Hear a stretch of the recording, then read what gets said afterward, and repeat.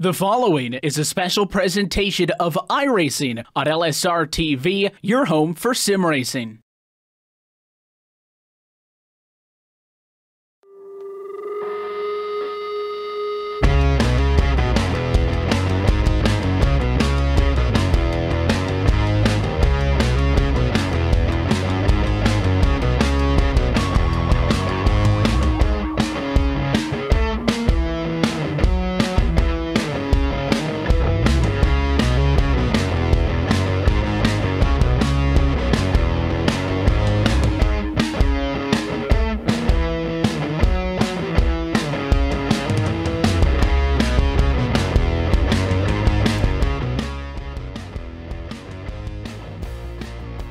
Live tonight from the Phoenix International Raceway, this is round number 3 of the 2018 Full Throttle Real Sim Racing Cup Series, powered by English Auto L.L.C. on LSRTV, your home for sim racing, and iRacing Live, where we say hello from Avondale, Arizona, and from the Phoenix International Raceway, we go racing for tonight's Phoenix 140. As always, happy that you're spending a Monday night with us at LSRTV. We're from high above the racetrack in the booth, and we say good evening, sim racing fans, and welcome. Alongside myself, Evan Pasoko, joined by Brian Macklin, Trevin Valderrama upstairs. Downstairs is our producer, Cisco Scaramuza. He's twisted and tweaking the dials that are bringing us to you this evening. And Brian, coming off of the off week as we started the season a few weeks ago, Daytona and Atlanta back-to-back saw Spencer Preet and Daniel Eberhardt open up the season with trips to victory lane as we head into tonight now for the third race on the season on what is always a challenging, to say the least, racetrack.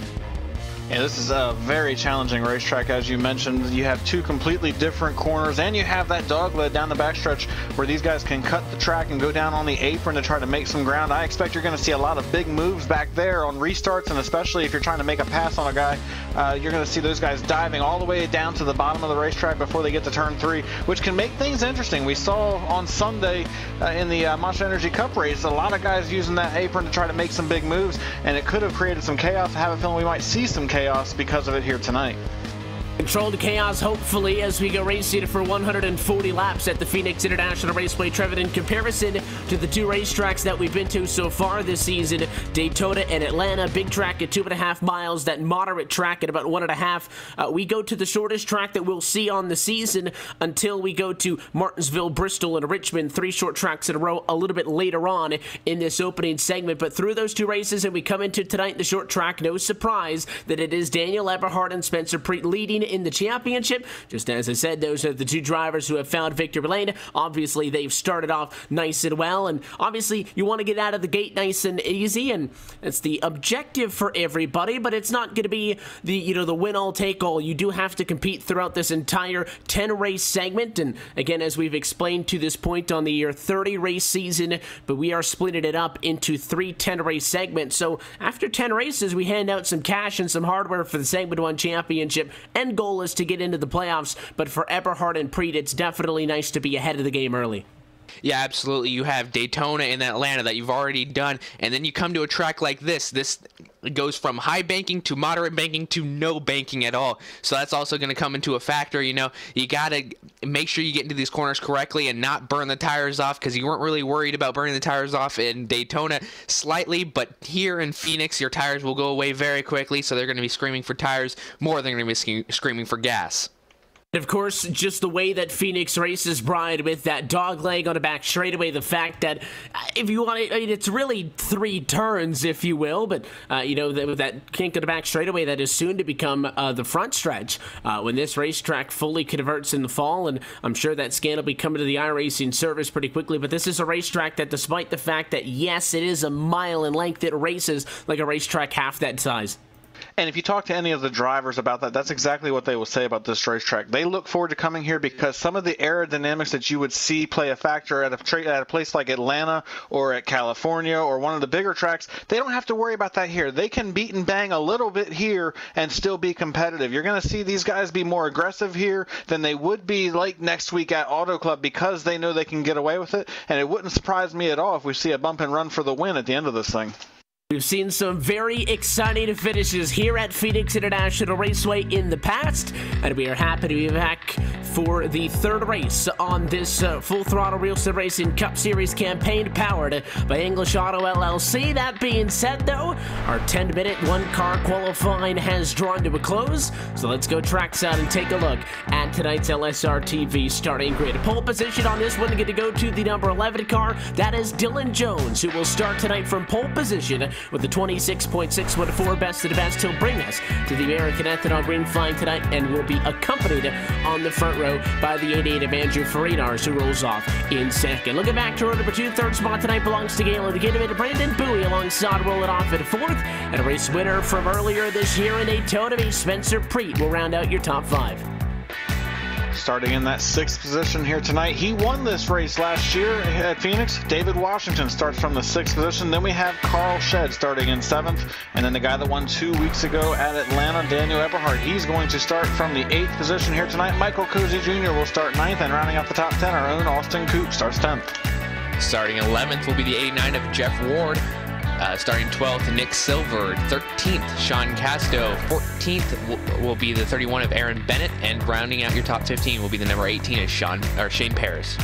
We'll be joined as well by Tommy Ron on the outside of what's going to be row number 8. Dwayne Vincent starts the night back in 17th. Dwight Beverly 18th. 19th for Gabe Wood, and through the middle of the pack at a P20, that's the owner Travis Brown. James Ross will start from 21st here tonight. Then we have Kyle Kamer starting 22nd. Rod Flagg will start in the 23rd position. Then we have Daniel Falkingham starting 24th, and AJ Browning starts 25th. 26th will be the 44 of Randy Yoakum. 27th, Drew Adamson. 28th will go to Ross Cotto. 29th will go to Chris Harlow, and 30th will go to Mike Taylor. Continuing through now into the 27s as far as qualifying times. 31st to Shane Stanley Iyer with Colby Buck in 32nd. And in the round out the cars who took a time, that'll be Tom Morano in 33rd, Michael Garulia in 34th, and Chris Parkman in P35. We've got Seth DeMerchant starting 36th, David Comstock 37th. Then we have Lana Poliso in 38th, Shane Ewing is 39th, and Eric Stanford starts 40th here tonight. 41st will go to James Krahula. 42nd, Brock Drury. 43rd, Harry Tiller, and 44th, Brian Chambliss.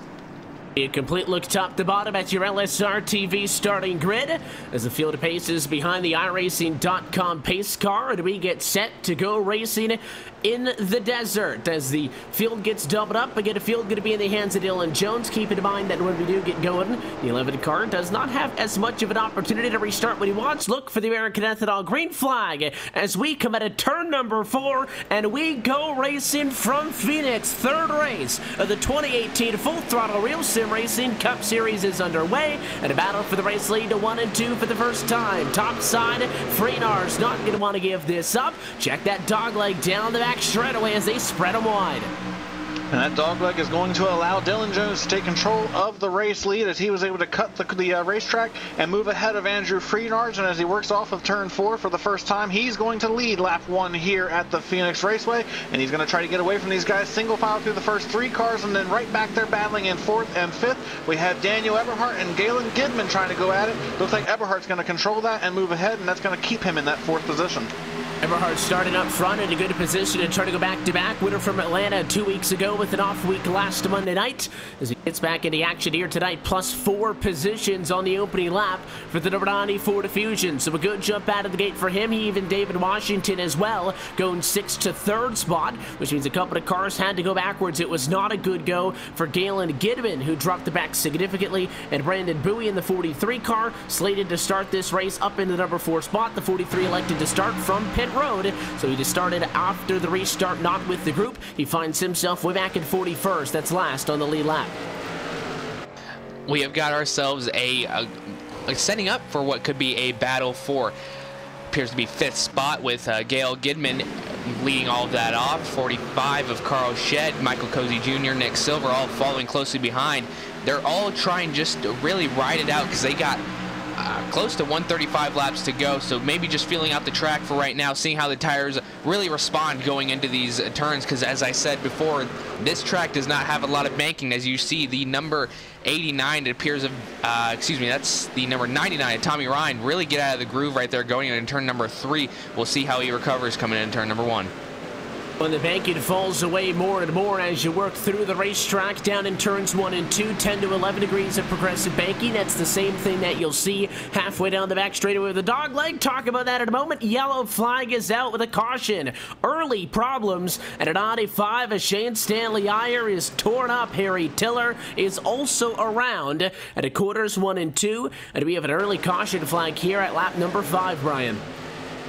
Yeah, big wreck there to bring those two out, and unfortunately, like you said, Shane Stanley Iyer is a little broken right now. He's lacking a front bumper and is unfortunately going to have to bring that car in for some significant repairs if he wants to be able to keep going here tonight. But this is an interesting little run here to start off things. I have to admit that I was surprised to see how spread out the top 5 or 6 got right there, Evan, at the beginning. I thought Andrew Freenars was going to have a little bit more of something for Dylan Jones, but he just wasn't able to keep up with him. And a tough break you saw in the replay there. Just looked like a checkup. That's exactly what you expect to see in the middle of the pack. So we pace at lap number 6, and despite the fact so little laps complete, a couple of drivers at least took a look down to the pit lane, but all of the race leaders up front are going to decide to stay out and see a lap car get waved by. Spencer Preet is going to get one of his laps back, going from 2 laps down to 1 lap down. They obviously get a little bit back. Sean Casto also a lap down along with Austin Coop, who is trapped down early in this one. And interesting enough, we get the yellow, Trevor. The point that I was going to make right as that yellow flag came out is it's not a gruelingly long race at Phoenix. It is definitely a racetrack that you have to be up at a wheel throughout, and there's no long straightaways that you can kind of settle into and stretch out the arms or anything like that. So you definitely have to be attentive, and it makes it feel like a little bit more of a physically and eventually enduring race. But 140 laps under green can get by in this place in a little bit under an hour time. That would be without any yellow, so it's not that long of a race. But again, you talk about the fact that it's a short track, and if you're racing on a short track for 140 laps, you're definitely going to feel that. So drivers, I think the big thing here tonight, pace themselves, find a good balance between being aggressive and working with the time they've got. Yeah, absolutely. As you saw that happening with that single file train that you saw happening with that opening segment, not really a lot of drivers battling it out, getting a feel for that track.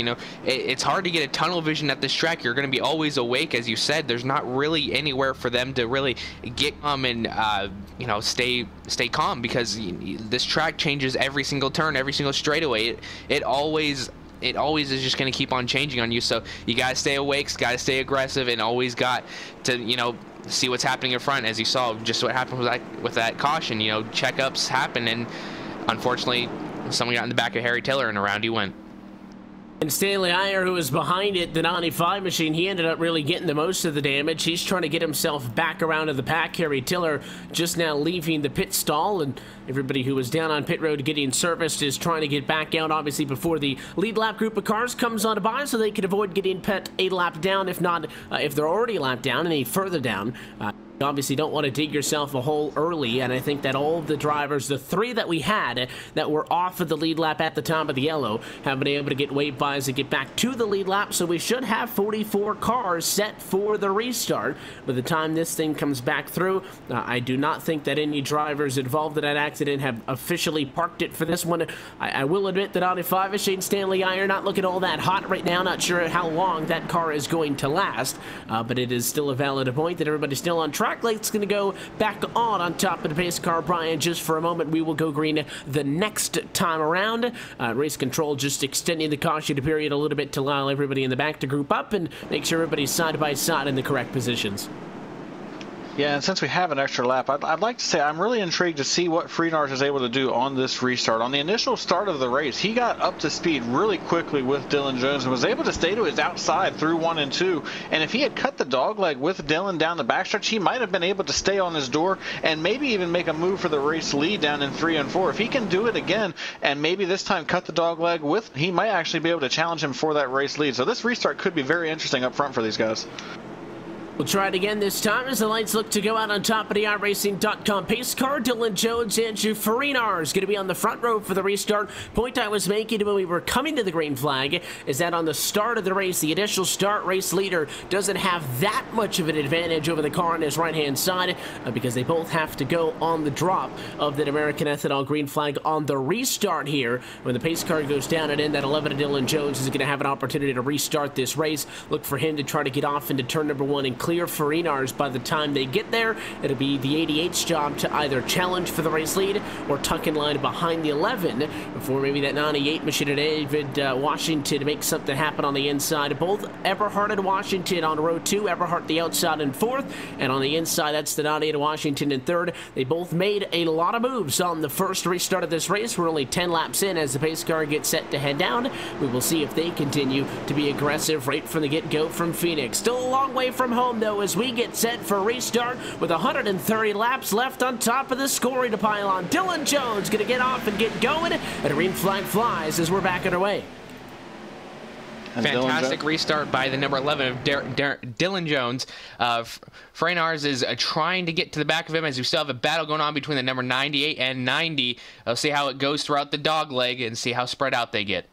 98 used that inside line to tuck up into that position, and Washington is going to be able to successfully defend 3rd, but problems behind them again. A caution is out, and there's a lot of smoke and a lot of cars up into the outside wall. Spinning goes David Comstock, and it is a mess down at the far end of the racetrack.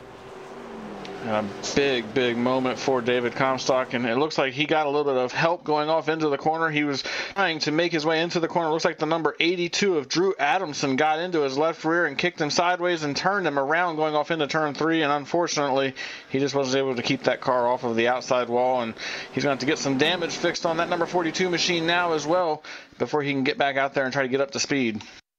The placement of where that contact happened was the worst part. Comstock spun out. That would have been fine, but the race car came back up the hill, and he got tagged by Mike Taylor, who had nowhere to go. The 26 car piles into that one as well, and because of that, we are under the second yellow flag of the evening. So we'll take a quick opportunity to step aside. We'll be back to Phoenix International Raceway in just a moment. You're watching LSRTV's coverage of the Full Throttle Real Sim Racing Cup Series, powered by English Auto L.L.C.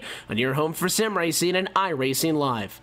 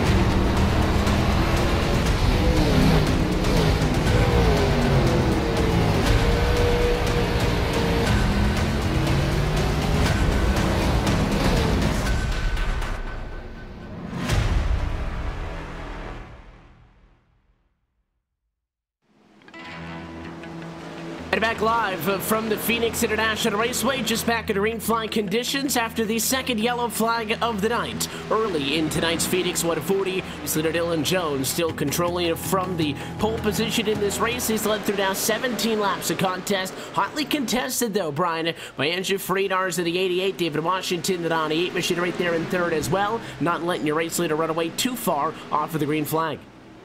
Yeah, absolutely, and you know, we're getting a little battle going on for first place. Well, we were, and each car is going to be taking these turns very differently. Each of them have a different way of setting themselves up for these turns. So one car may be good in turns 1 and 2, and then one car may be better in 3 and 4. So you got to watch out for that, and you got to know how to set yourself up for that. As we see, really, first and second, the closest that we've seen them all night. But still, Dylan Jones able to pull away a little bit more. As you see, as I was saying, Friedars is better in 3 and 4, while Jones is better in 1 and 2, because you can just see the gap keep on pulling in every turn. Look at it, I think the key in all of this is to just get a little bit of separation and spread things out just a little bit, because both of these yellow flags that have happened in the opening 10 laps of contest here from Phoenix have slowed down the pace of this race. Obviously, you want to get going and just spread yourself out, get some distance between you and the cars around you. Big problems, though. Dylan Jones, your race leader, has just dropped way back. He almost wrecked that car in the dogleg, got really sideways coming out of turns 1 and 2, cut it way down by the wall. The 11 car hung on to it, but he just about wrecked that Steel Timber Sports Ford Fusion. And Dylan Jones now, for the first time tonight, not going to be up front. A self-inflicted error drops him back to 4th as you take a second look at that one on the LSRTV replay. And boy, was that a scary moment for that number 11 machine. Could have been disaster for him, but he was able to hang on. He only fell back to the 4th position, and he's only about 1 second and 3/10 or so off of the front of the leaders. So he still has an opportunity to get back into this. But what that did is it opened the door for Andrew Friedars to take the lead. But right behind him, David Washington and Daniel Eberhardt are right hot on his heels. And they know now that Dylan Jones has had an issue. This is their opportunity to try to get up there and try to challenge for the race lead and see if they can't make some ground before he gets back to the point. You can see that 98 machine tracing in line. You're looking at Daniel Eberhardt third in line. These are the top 3 as they head down to turn number 1 and 2. The 88 of Friedars in front, but again, not a whole lot of separation between them. At least it's a different story. Obviously, Dylan Jones lost a ton of time with that mistake. He's in 4th position, which, to be honest, isn't all that bad for a scare as good as he had, but he is over a second off your race leaders, and then Carl Shedd behind him in 5th is about 2.5 seconds back. So the top 3 are definitely pushing the limits here early, and doesn't look like they have any intentions of taking it easy as we take a look back a little bit further in the field at battle for position that does not include the guys up front. That 24 Nick Silver in front of it. You look out the back of his 24 Ford. That's a battle between Galen Gittiman and Michael Cozy Jr. in a fight for 7th. I don't know if you'd want to be really pushing it as hard as these guys are after just seeing what happened to the race leader. You know, you might want to be keeping it a little bit back because, you know, you're going to be fighting a little bit more. You have 120 laps to go, so if you keep on running as hard as the leader was, you could be finding yourself in the same position as he was. You see him now down all the way to 4th position, so we'll see how it keeps on going for him. Following the more races. Now you see Washington getting up to Friedars very close in turns 3 and 4, not able to get to the back bumper enough, so we'll have to set up for the next turn. And I thought Eberhardt was going to make the move there, Brian, because Washington tried to make a play for the race lead. It hurt him a little bit on speed off, and Anani was really fast out of 4 to the bumper, but he did not make the move, and they stayed tucked in line. But Dylan Jones obviously did not hurt that race car. That 11 machine in the orange and black colors is already up to the lead group, and they are side by side for 3rd. That Anani car of Eberhardt had the door wide open into the corner. He gets a good run coming off, and he'll successfully defend it, but I thought that was sideways Dylan Jones was. He would have really heated up those Goodyear Eagles, and it would have hurt him for a little bit. Doesn't appear to be the case, though, because he's right back up in the mix like nothing ever happened. Yeah, he certainly seems to be back on a roll right here. And something that I thought was very interesting was what Daniel Eberhardt did last time by and what he's doing now. He's moved up the racetrack in 3 and 4, and Dylan Jones followed him this time. The last time by, he got a big run off of the corner. He was able to get right to the back bumper of David Washington. He gets another big run this time. So the outside line is beginning to move just a little bit up there. And I have a feeling once the tires really begin to get just a little bit more wear on them, you're going to see that become the preferred lane to go around 3 and 4. You can get a straight shot off the corner. You don't have to turn as much wheel. You can keep that thing from getting loose when you run up there. I have a feeling you're going to see those guys slowly begin to migrate up there, and especially now that the leaders are beginning to do it, I think you're going to see the rest of the field follow suit. Expect to see that trend to continue on as we are now working on the longest green flag run of the night. Again, a key to be able to get a good run into this is to find some separation, and this is a racetrack that very much lends itself to good hard racing. It is not a racetrack that tends to see drivers separate, and that's why still off of the restart, this group is of second, third, and fourth on track have not gotten off of each other. And I thought for a minute maybe that was Nick Silver sneaking into the picture, but P5 is still 3 seconds back, so a lap car and James Ross would be the fourth car you're seeing out the back of the group. That white car way back there, he's actually running in 44th position as you go on board with him. So Ross is not a part of this battle, but he definitely has a great view of the fight going on that now starts to see Andrew Farinars creeping away. Washington, Eberhardt, and Jones still very much on top of each other, but if the 98 doesn't get passed up soon, or if he doesn't turn up the wick a little bit, go and make a run, that 88 machine's going to check out before everybody else can catch on to it. Yeah, absolutely, and that's the thing about short track racing. You're going to have a lot of cars catching up to the lead lap car, or excuse me, the lapped cars. So, you know, you could be racing for about 5 laps, and then you start to see the back bumper of a car, and now you have to start planning a way around that car and having to deal with lap traffic as well as other cars behind you. So that's going to make it harder for them to pass on going out throughout the rest of the race. Now we're starting to see all these drivers catch up to the back bumpers, and we're going to have to watch to see how these drivers all deal with all this lap traffic, especially with the amount of cars that we have on track right now. The longer you go on a run, the more lap traffic you're going to be running into it, but you've got a field consisting of 44 race cars. Not expect that to go anytime soon. Dude did have just some issues talking about James Ross, how he was the last car on the lead lap. That's now Shade Parrish. Parrish has just had an issue. He received a throughput fall to an unacceptable level. He has dropped out of the session. We'll let you know if Shade Parrish and the 18 machine can get back into this race after he started in 15th, but for the time being, he is all the way at the back at 44th. It is the only car out of this race as we run at the moment. Just looking at a couple of the fights inside of the top 5, still the most engaged one is second, third, and fourth. Yeah, those 3 cars just continue to stay right on top of each other. You could throw a blanket over them. That's how close they are right now, with David Washington still in charge of that little group right now. Daniel Eberhardt just continues to look for a lane to get around him. He's went to the bottom. He's went to the top. He just has not been able to find it. But right here, he got a really good run coming up off of turn 2 as Washington got just a little bit loose, and we're under caution here at Phoenix. I think that's our 3rd caution of the evening here at Phoenix. Couple of cars slowed, headed down to turn number 1. We will take an eye and try to get a second look at this one on the LSRTV replay in just a moment, but there was definitely smoke down in turn 1. Direction that I believe this accident has come from, and it looks like it was the 01 machine of Travis Brown, who had a little bit of assistance. We talk about these groups of cars, Trevin, that just can't separate themselves from one another, and he did not want to get into the back of the 87 in front of him, so he checks up a little bit early. That puts the 97 to Lionel Kalisto with a tough spot, can't slow down in time, and that sends Brown around into the outside wall.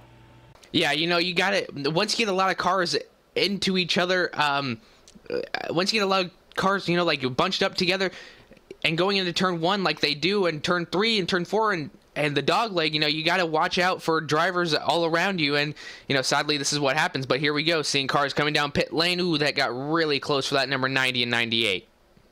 They didn't see him down for the first couple of pit stops, but race leaders are in as we cross over to lap number 35. And pit road, and interested want to hear from Phoenix. Of course, the top couple of qualifiers going to be on that pit road down at this end of the racetrack where it's curved for those, I guess, final 10, 15 boxes or so. And Faridars is going to be the first driver to get into the box. And you will see what the call is going to be for the driver who started in the number 2 position. Right side tires going up. Of course, they're going to fill it up with Sunoco race fuel. Do they want 4 tires, though? Is it going to be that abrasive of a night that you want to get all the rubber you can? Left side's going to go up on Faridars' car as well. He'll go for the 4-tire stop and fuel race off of pit road. David Washington, I think the 98 snagged it from him. Indeed, he did. He was able to get a great pit stop right there and was able to inch ahead of Freenars coming out of the pits. And so last year's spring winner here at Phoenix is going to be back out in front after just 35 laps have went by. So didn't take long for him to get back to where he's used to being here at this racetrack. And I can't say I'm really surprised at all. But now he's got to play a little bit of defense. We saw on that last run that after a few laps got on the tires, Andrew Freenars was really quick. And now he's also going to have Dylan Jones right back on his bumper when they go back green. So going to be very interesting to see how this plays out for these guys once they get going. I'm very intrigued to see if Dylan Jones can get back to the point after his little mishap he had a few laps ago. We get set for another restart, and the running order will shuffle up just a little bit, but a relatively uniform decision that everybody agreed we needed to come down for service, Trevor. Not one of those circumstances where you would expect, I would almost think, with 3 yellows in the opening 35 laps to have a couple of drivers pit early, a couple of drivers obviously wait pit with a group, and you would then have some outliers that would cycle through to the front of the field, but not the case. It looks like everybody wanted service because David Washington, who we noted, won that race off of the pit lane, just barely edging out the 88 of Freenars, is going to become the race leader once we get set to take the restart. One car in between your race leaders and the pace car. That is, once again, James Ross, who stays out. He'll go from 6 to 5 laps down, and we'll look for the wave around when the lights go on top of the pace car. But big move there for the 98 machine at Washington. He was starting to lose distance towards the end of that green flag run, but a good pit stop has him in front now. We'll see what he can do with the clean air as the lights go back out on top of the pace car. And we have to make the point with pit stops, you know, if you're waiting, if you're going to wait to not do a pit stop on yellow and then you have to go on green, you know, you're going to be losing a lot of positions because these cars are going to be going so much faster, and it is only a 1 mile track. So you're going to be losing maybe 2 or 3 laps going down the pit road. So you have to be thinking about that as well. But everybody goes down pit lane and everybody gets service, and you know, some cars do get a penalty for driving through too many pit stalls. That includes Lionel Calsto and Sean Casto. So we'll have to be watching for that going on throughout the night. Wave around cars going to catch up, and we will see what the 98 David Washington can do. Pace car down and in this time. Again, the control car on the inside of the racetrack has the ability to restart this race as we go back green, but 103 laps still left to go from Phoenix International Raceway. Back underway, and a very good jump by the 98. It's all David Washington to turn 1. A great restart for the number 98, but here comes Freenars, backed up the corner and got a great run through the center. He gets right back on the back bumper of him, but not able to capitalize on that, and they're now single file through the front 3, but you see those guys fan out across the backstretch and through the dogleg as several of them in the middle of the pack went to the bottom of the racetrack, and now you have a nice battle going on back around the number 89 machine of Jeff Ward and the 77 of Michael Cozy Jr. That's for 5th and 6th as they cross the stripe. So the first battle on track, the 77 Cozy on the inside of the racetrack. Both of these drivers have made some strides towards the front of the field, and Cozy is going to get another one in front of the 89 now. It's Jeff Ford, sole possession of P5. They both got leapfrogged by Nick Silver, the 24 car. Now to a race high P4 for him. That's up 8 positions from where he started. Somebody else we should note in the next highest side-by-side battle, the 57 is Seth the Merchant. Loses that one to Carl Shed, so Shed's going to hang on to P8 for the moment, but Merchant is already up nearly 27 spots from 36th on the grid to 9th on track at the moment. So a very good jump for him as well.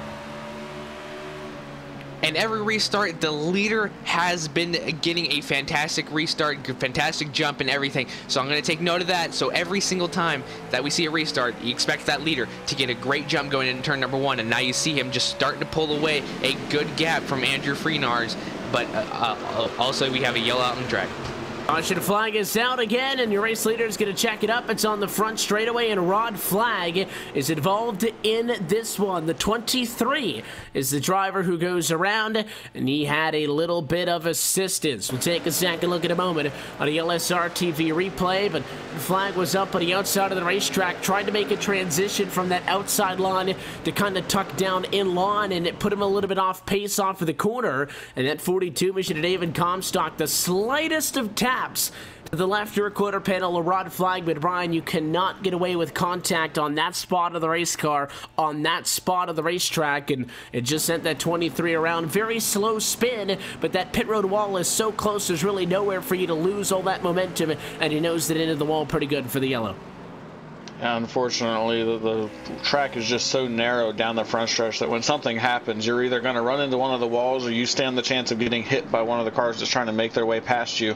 And unfortunately, we just saw there wasn't enough room for him to get spun around without hitting something. And now we have to see if these guys are going to elect to come to pit road. Looks like everybody's going to take a chance and stay out on the racetrack. I thought we had a couple of takers in the middle of the pack, but it looks like everybody's going to come in. A couple of guys in the middle of the back half of this field have elected to come to pit road, but all of our race leaders going to stay on the racetrack, and I'm not really surprised by that. Only a couple of laps on the tires, and when you have this many cars in the field, 44, and you still have 41 on the lead lap, you don't really want to take that chance on giving up any track position. So definitely not surprised at all to see these guys elect to stay on the racetrack at this point.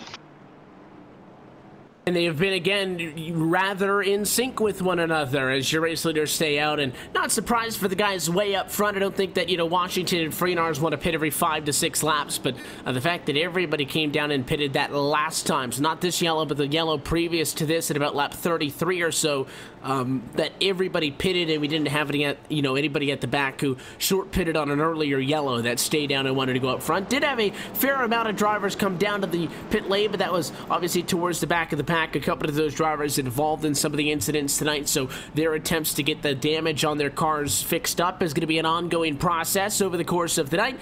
And then if you're in the back 5 cars, you don't really have much to lose to come down, get some more fuel, and top it off on tires. You never really know what the strategy may come into effect later on, and I think that's a big thing to keep in mind of as we get inside of 100 laps to go with this race, Trevor, is the more yellows you have, the more unpredictable a race can get. Obviously, when you're grouping people up, you're going to have exciting restarts, and that just often leads to some confrontations. It's short track racing. There's no way around that, but it's a lot more difficult to strategize when I'm going to make my stops. What is my tire strategy going to be when you have the stop and go as opposed to a race that's green all the way that's very much uniform? Yeah, absolutely. The strategy will ever be changing, especially with a lot of yellow flags. You're going to be conserving those tires under that yellow flag, possibly even conserving gas. So, it's going to make a different strategy for each driver, figuring out when they're going to want to come down. And the saying goes with every racing, but especially with short track racing, cautions do breed cautions, and we've been seeing that a trend tonight. So we'll have to watch for the rest of this 95 laps or so to go here, and we'll just have to keep on watching and see how these drivers all handle each other going into turn number 1s, dogleg, and 3 and 4.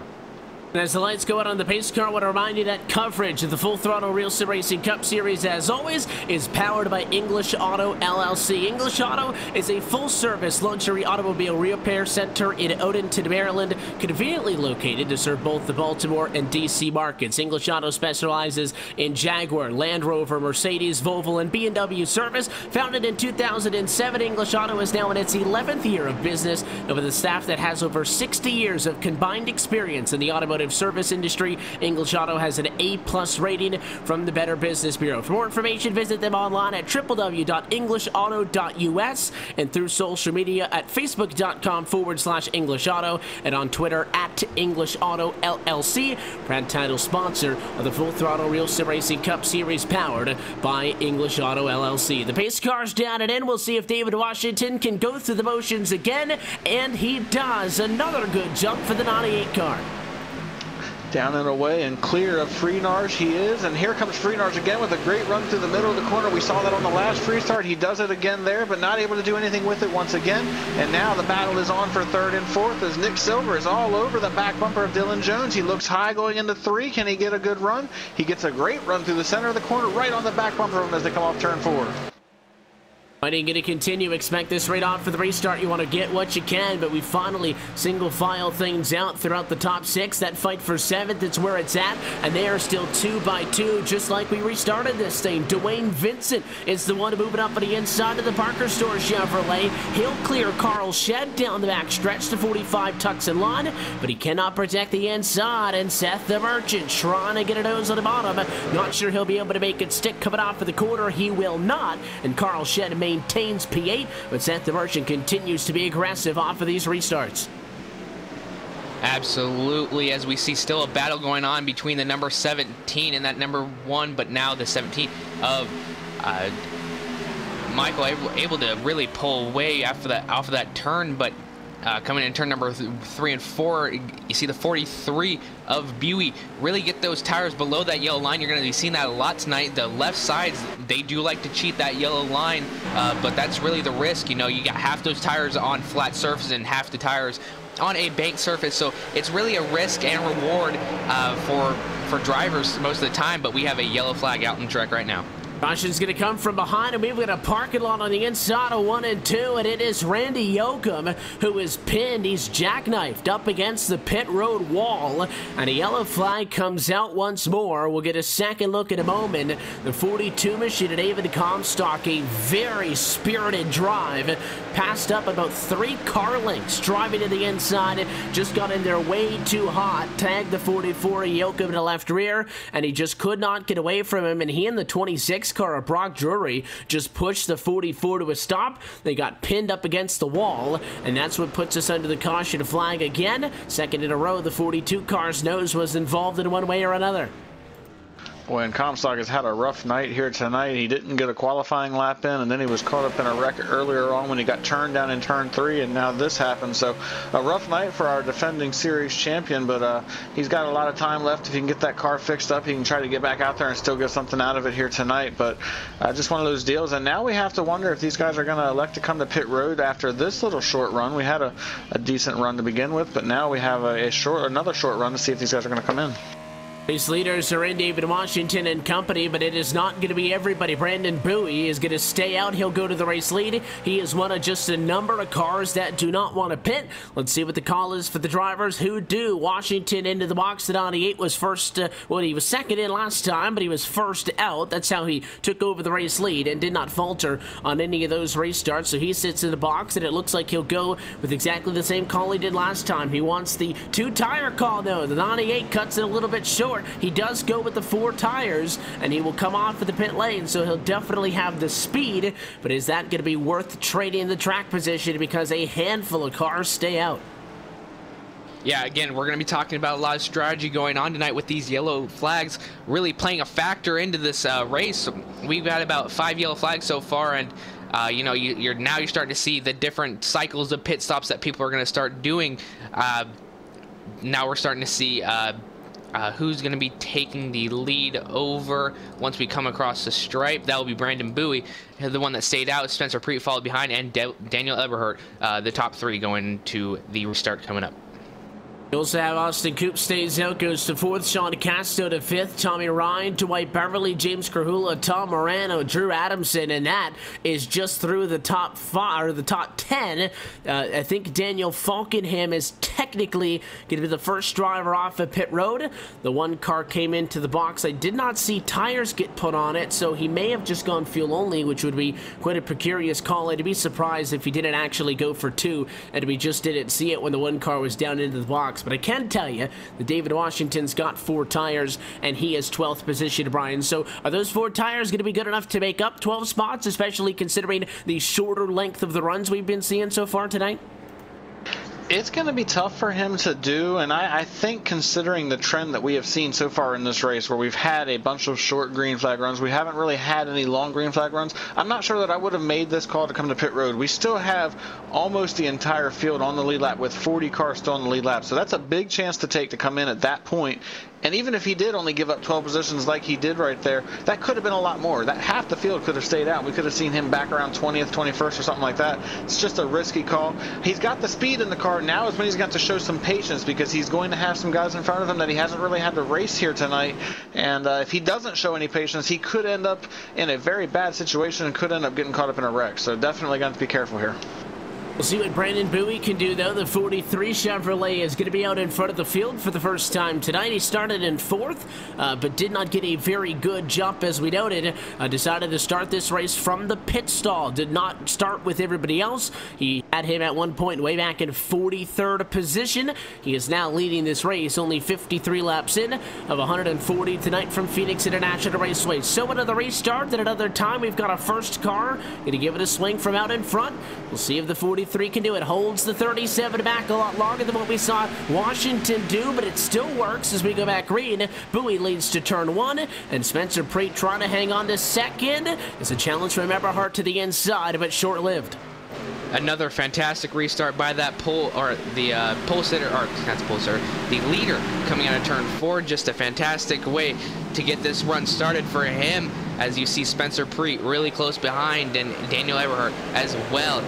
Number 6 is Austin Coop, also looking to see if he can make something happen, jump himself into the top 3 quite possibly, but now you see that really single file out, looking a little bit further back to where the side-by-side action is happening with the number 82 of Adamson and Dwight Beverly. Now you see 4 wide going down into the dog leg, but everybody able to get back up. 3 wide going into turn number 4, but the number 1 is getting out of it, and the 82 gets a little sideways. We had an issue with the 94, Richie Galen Gittiman. There was a big checkup. He got spun coming out of turn number 4. It was off the racing surface below that yellow line. You caught it on the right side of the screen when it happened. He was the one that went all the way around. This race stays under green flag racing conditions, though, so no yellow, and we are continuing to battle up inside of the top 10. Still 4 wide again outside of the top 10, and it's going to be short-lived because a yellow comes from behind them. I'll tell you, that yellow probably couldn't have been better timed for those guys, because if that didn't happen, I have a feeling there was going to be a yellow at the hands of those guys. And it looks like Mike Taylor is the cause of this caution. He's slow on the backstretch after what appeared to be a spin coming off of turn number 2. So unfortunate for him right there, but just one of those deals. But yeah, that was a big moment that could have been a lot worse than it was if that caution didn't come out, as Dylan Jones and a handful of others were 4 wide going off into turn 3. This track is wide enough for it, but the racing groove really doesn't tend to allow that to happen, because it's just not really one of those things you expect to see here. But a lucky break for all of those drivers. Another yellow slows things down, and the plot thickens as we close in on halfway home tonight from Avondale, Arizona. We'll take another opportunity to step aside, and when we come back, another race start due up. You're watching the Full Throttle Real Sim Racing Cup Series, powered by English Auto LLC and LSRTV and iRacing Live. Back in a moment. Brandon Bowie leads the way.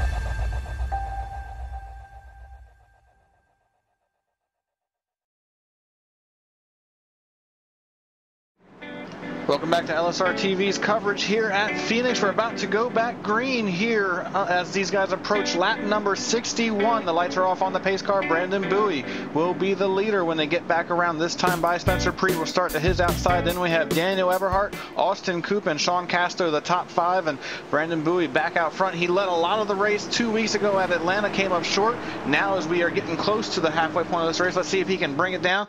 Pace car is in, and we are back underway here at Phoenix. Green flag in the air. Brandon Bowie with a great restart, and he is down and away, gets ahead by almost 2 car lengths over Spencer Preet, and they are side by side for second as they head to 1. This is the closest battle that we've seen through a restart coming right now as we see Preet and Everhart still side by side going in the dogleg. Both of them down below the yellow line, coming into turn number 3, yellow flag out.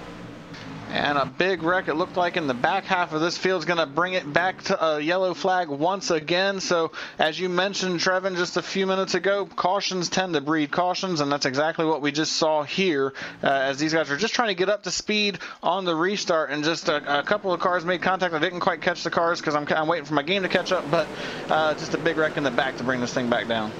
Yeah, absolutely. And when you have, again, this many cars on track,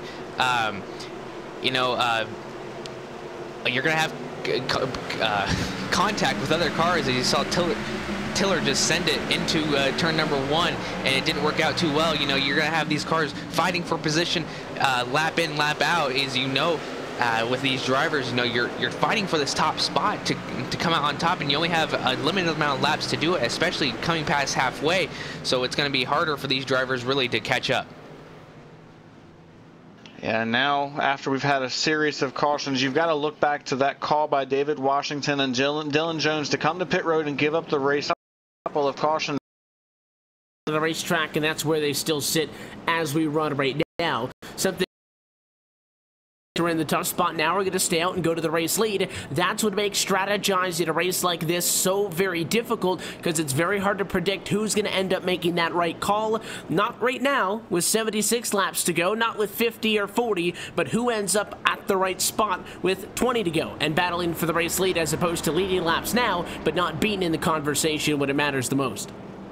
Yeah, you know, the strategy always will become a factor, especially at these short track races where, you know, your tires just going to be falling off so quickly. You got to strategize correctly to keep those tires under control, as well as, you know, making enough effort to save gas and, you know, just staying out in front and being better than the other guys on track. You know, you got to find that balance. So we're going to have to figure out who will be there at the end. And, you know, talk about a big mover. We have James Krahula starting 41st and is now currently in 8th position. So that just goes to show anything can happen at a short track race. The lights back on top of the pace car. We get set to do it again, just 5 laps away from halfway home. When we get to that point, we'll take an opportunity to look top to bottom and recap what has been a wild opening half to tonight's Phoenix 140 with a look at our iRacing midway race break. That one going to be in just a little bit, though, as we get set to go back racing. Bowie Everhart on the front row, going to be Spencer Preet and Austin Coop on row 2. Sean Casta, David Washington on row 3. Michael Cosi Jr., James Krahula row 4. Jeff Ford and Dylan Jones back on row number 5 to round through your top 10. Pace car back down and in, field in the hands of Brandon Bowie. Really holds him back a long time, but he puts the right foot down and we go back underway. And he swings up to the outside and then back down to the bottom as they head to turn 1. Clear through second place is Daniel Everhart. He's not going to be contested at all for that position. The battle is on for third and fourth, though. That's Spencer Preet and Austin Coop side by side. Preet cut the dog leg, went to the bottom. He gets clear of Coop and will hold on to that third position, but Coop's not going to give him an inch there as they work through 3 and 4. He's right on the rear deck of them as they come off the corner, and side by side right behind those two, another great battle going on. That's David Washington and Michael Cosi battling hard for those couple of positions. Cosi finds himself on the outside right now as that 67 Castro can't quite clear him, and now side by side in front of them. Look at the cars on the inside go way down on the dogleg. David Washington was very aggressive, and he'll pass Austin Coop for 4th and 5th, courtesy of almost that dogleg on its own. So Washington goes up to 4th, Coop falls to 5th, and problems behind them with another yellow flag, and it is a couple of cars involving the 20 of A.J. Browning at the front of it all. Yeah, absolutely. We saw a whole bunch of action starting to build up. It was only a matter of time, really. These guys have a sense of urgency, but you know, it's just getting too close for comfort for most of these drivers. We talked a little bit with Brock Drury just the night ago to CEA Trucks, and tonight in these Cup cars with the Real Sim Racing Full Throttle Cup Series, and that 20 car took that dog leg way down on the inside, Brian, and the concern is always the racetrack narrows up by the time you get back down to turn 3, so the 20 was about 25-30 feet below the yellow line, but he's got to get up above it to make turn 3, and the 26 squeezed him a little bit. He got sideways. Fantastic save by Drury, but the 20 was not able to save it. Browning goes around, and all the cars that guessed that low would be the correct route to escape it all got collected in it as well. Yeah, and unfortunately, that's just one of those situations where everybody was fighting for the same track position, and just unfortunately, there wasn't enough room for that to work out for him. Quick note up front, most of our leaders elected to stay on the racetrack, but Austin Coop pitted from that 5th position, so he's going to give up some track position. We'll have to see where he cycles through when it's all said and done. Everybody else stayed out on the track, or on the racing service, elected not to come to pit road, so that's going to keep most of the top 10 intact from what we saw before. David Washington has made his way back up to that 4th position after pitting and falling back to 12th, so he's well on his way getting back to where he needs to be. But Dylan Jones, who also pitted with him at the same time, has only managed to get back up to 9th so far. Evan, not quite moving as quickly as we see that 98 machine moving. Is this something that we should be concerned about when it comes to Dylan here? We'll keep an eye to see where he ends up in all of this, but he's definitely gotten behind the, the back foot, if you will, after being in a much better position earlier on in this race. See if anything comes from that with the 11 car, but we're working lap 70. That means halfway home, so let's take a look at our iRacing midway race break, brought to you by iRacing, the world's premier online racing game with professionally organized racing for the likes of NASCAR, IndyCar, IMSA, the World of Outlaws, Global Rallycross, and many more. At lap number 70, Brandon Bowie is your race leader. Daniel Everhart runs behind him in 2nd, with Spencer Preet 3rd, David Washington 4th, and Michael Cozy Jr. rounding through your top 5. Sean Casto is 6th spot. Jeff Ward is 7th. Polster Dylan Jones, just talking about him. He picks one up, goes to 8th spot. Biggest mover, Seth the Merchant, plus 21 spots. He's in 9th position, and Daniel Falkenham rounds out your top 10. Michael Garglia is in the 11th position right now. Chris Hurlow is 12th. Dwayne Vincent is 13th. Then we have Colby Buck in 14th. Gabe Wood will run in the 15th position. Then we have Shane Ewing in 16th. Travis Brown is 17th. Series defending champion David Comstock has made his way up to 18th after a few issues here tonight. Drew Adamson is 19th, and Andrew Freenar is all the way back to 20th right now. 21st, we'll go to Tom Morano. 22nd, we'll go to Nick Silver. 23rd, Mike Taylor. 24th, Austin Coop. And 25th, James Grahula. 26th, Tommy Ryan. 27th, Dwight Beverly. 28th, Carl Shed. 29th, Harry Tiller. And running at your 30 cars, our top 30, Shane Stanleyari. We've also got Kyle Kamer, Rod Flag, Randy Okamlino, Callisto Roscato through 35th. 36th is AJ Browning with Eric Stanford, 37th. 38th, Brock Drury, 39th, Galen Gidebid, and final car on the lead lap, 40th, Chris Parkman. James Ross is 5 laps down at 41st. Aaron Bennett, 8 laps down in 42nd, with Ryan Chambliss and Shane Parrish behind the wall, 43rd and 44th. That's a look top to bottom at your iRacing midway race break, and Late's going to stay on top of the pace car as some of the cars in the back group back up. The look at your midway race break brought to you as always by our friends at iRacing. For more information on the wide variety of sim racing possibilities online, you can visit iRacing.com to sign up today. And thanks to our friends at Red Bull Global Rallycross, you can visit iRacing.com/membership and use the promo code PR-GRC for an opportunity to start your career on iRacing with a 3-month subscription for only $5. Again, that's promo code PR-GRC, and it is valid on new iRacing memberships only. More information at iRacing.com/membership. Never a bad time to get involved with the iRacing service. A lot in the most recent build, which is something else that these drivers are contending with here tonight, is the updated 2018 specs on these cars. In some of the other racing series, the new Indy cars here on a couple more of tracks have been added to the dirt catalog. So many exciting things going on now, but as we focus on this race, 72 laps down, 68 to go. It's time to count down towards the end of tonight's Phoenix 140. Pace car down and in. Brandon Bowie likes to hold these cars. He does it again and gets another fantastic jump. Leads by 4 car lengths.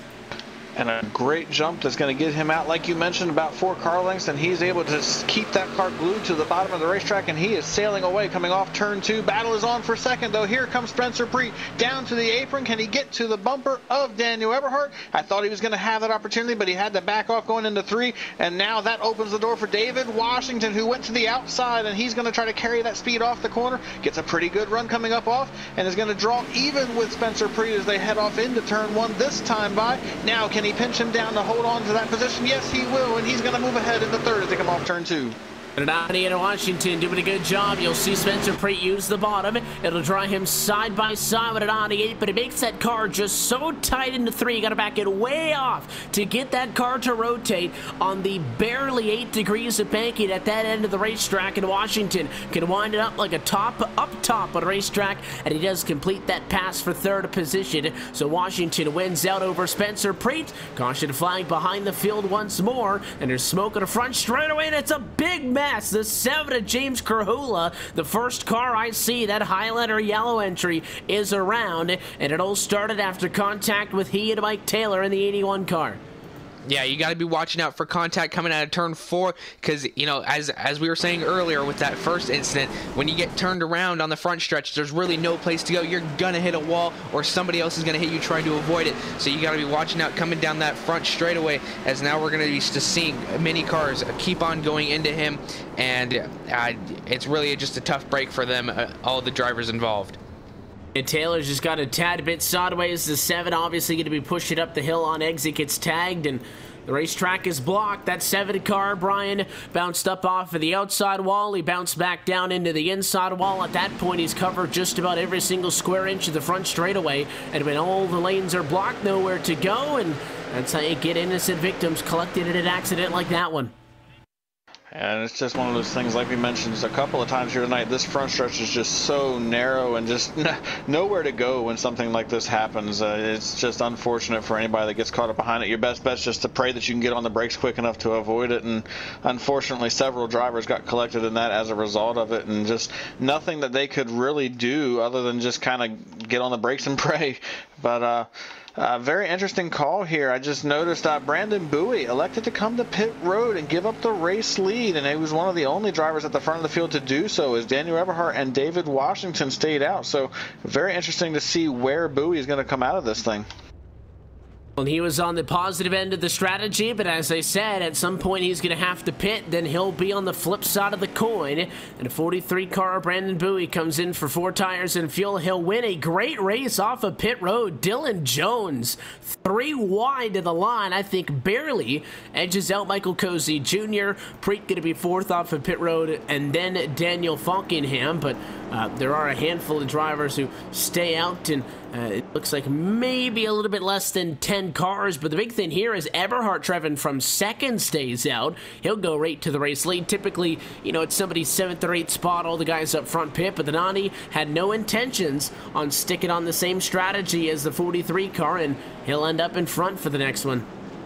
Yeah, and we're going to be seeing more and more strategy play out for all these different drivers. You're going to see probably, if I've counted correctly, about 3 to 4 different strategies heading out on this track right now. So, you know, you're going to be seeing a lot of guys come in at different times of this pit stop. Some drivers conserving their tires more than others. Some drivers saving more fuel than others on the yellow flags. So, you know, you're just going to start seeing all these different strategies keep on coming into play as we are closing down to about 50 to 60 laps left here to go, if my math is correct.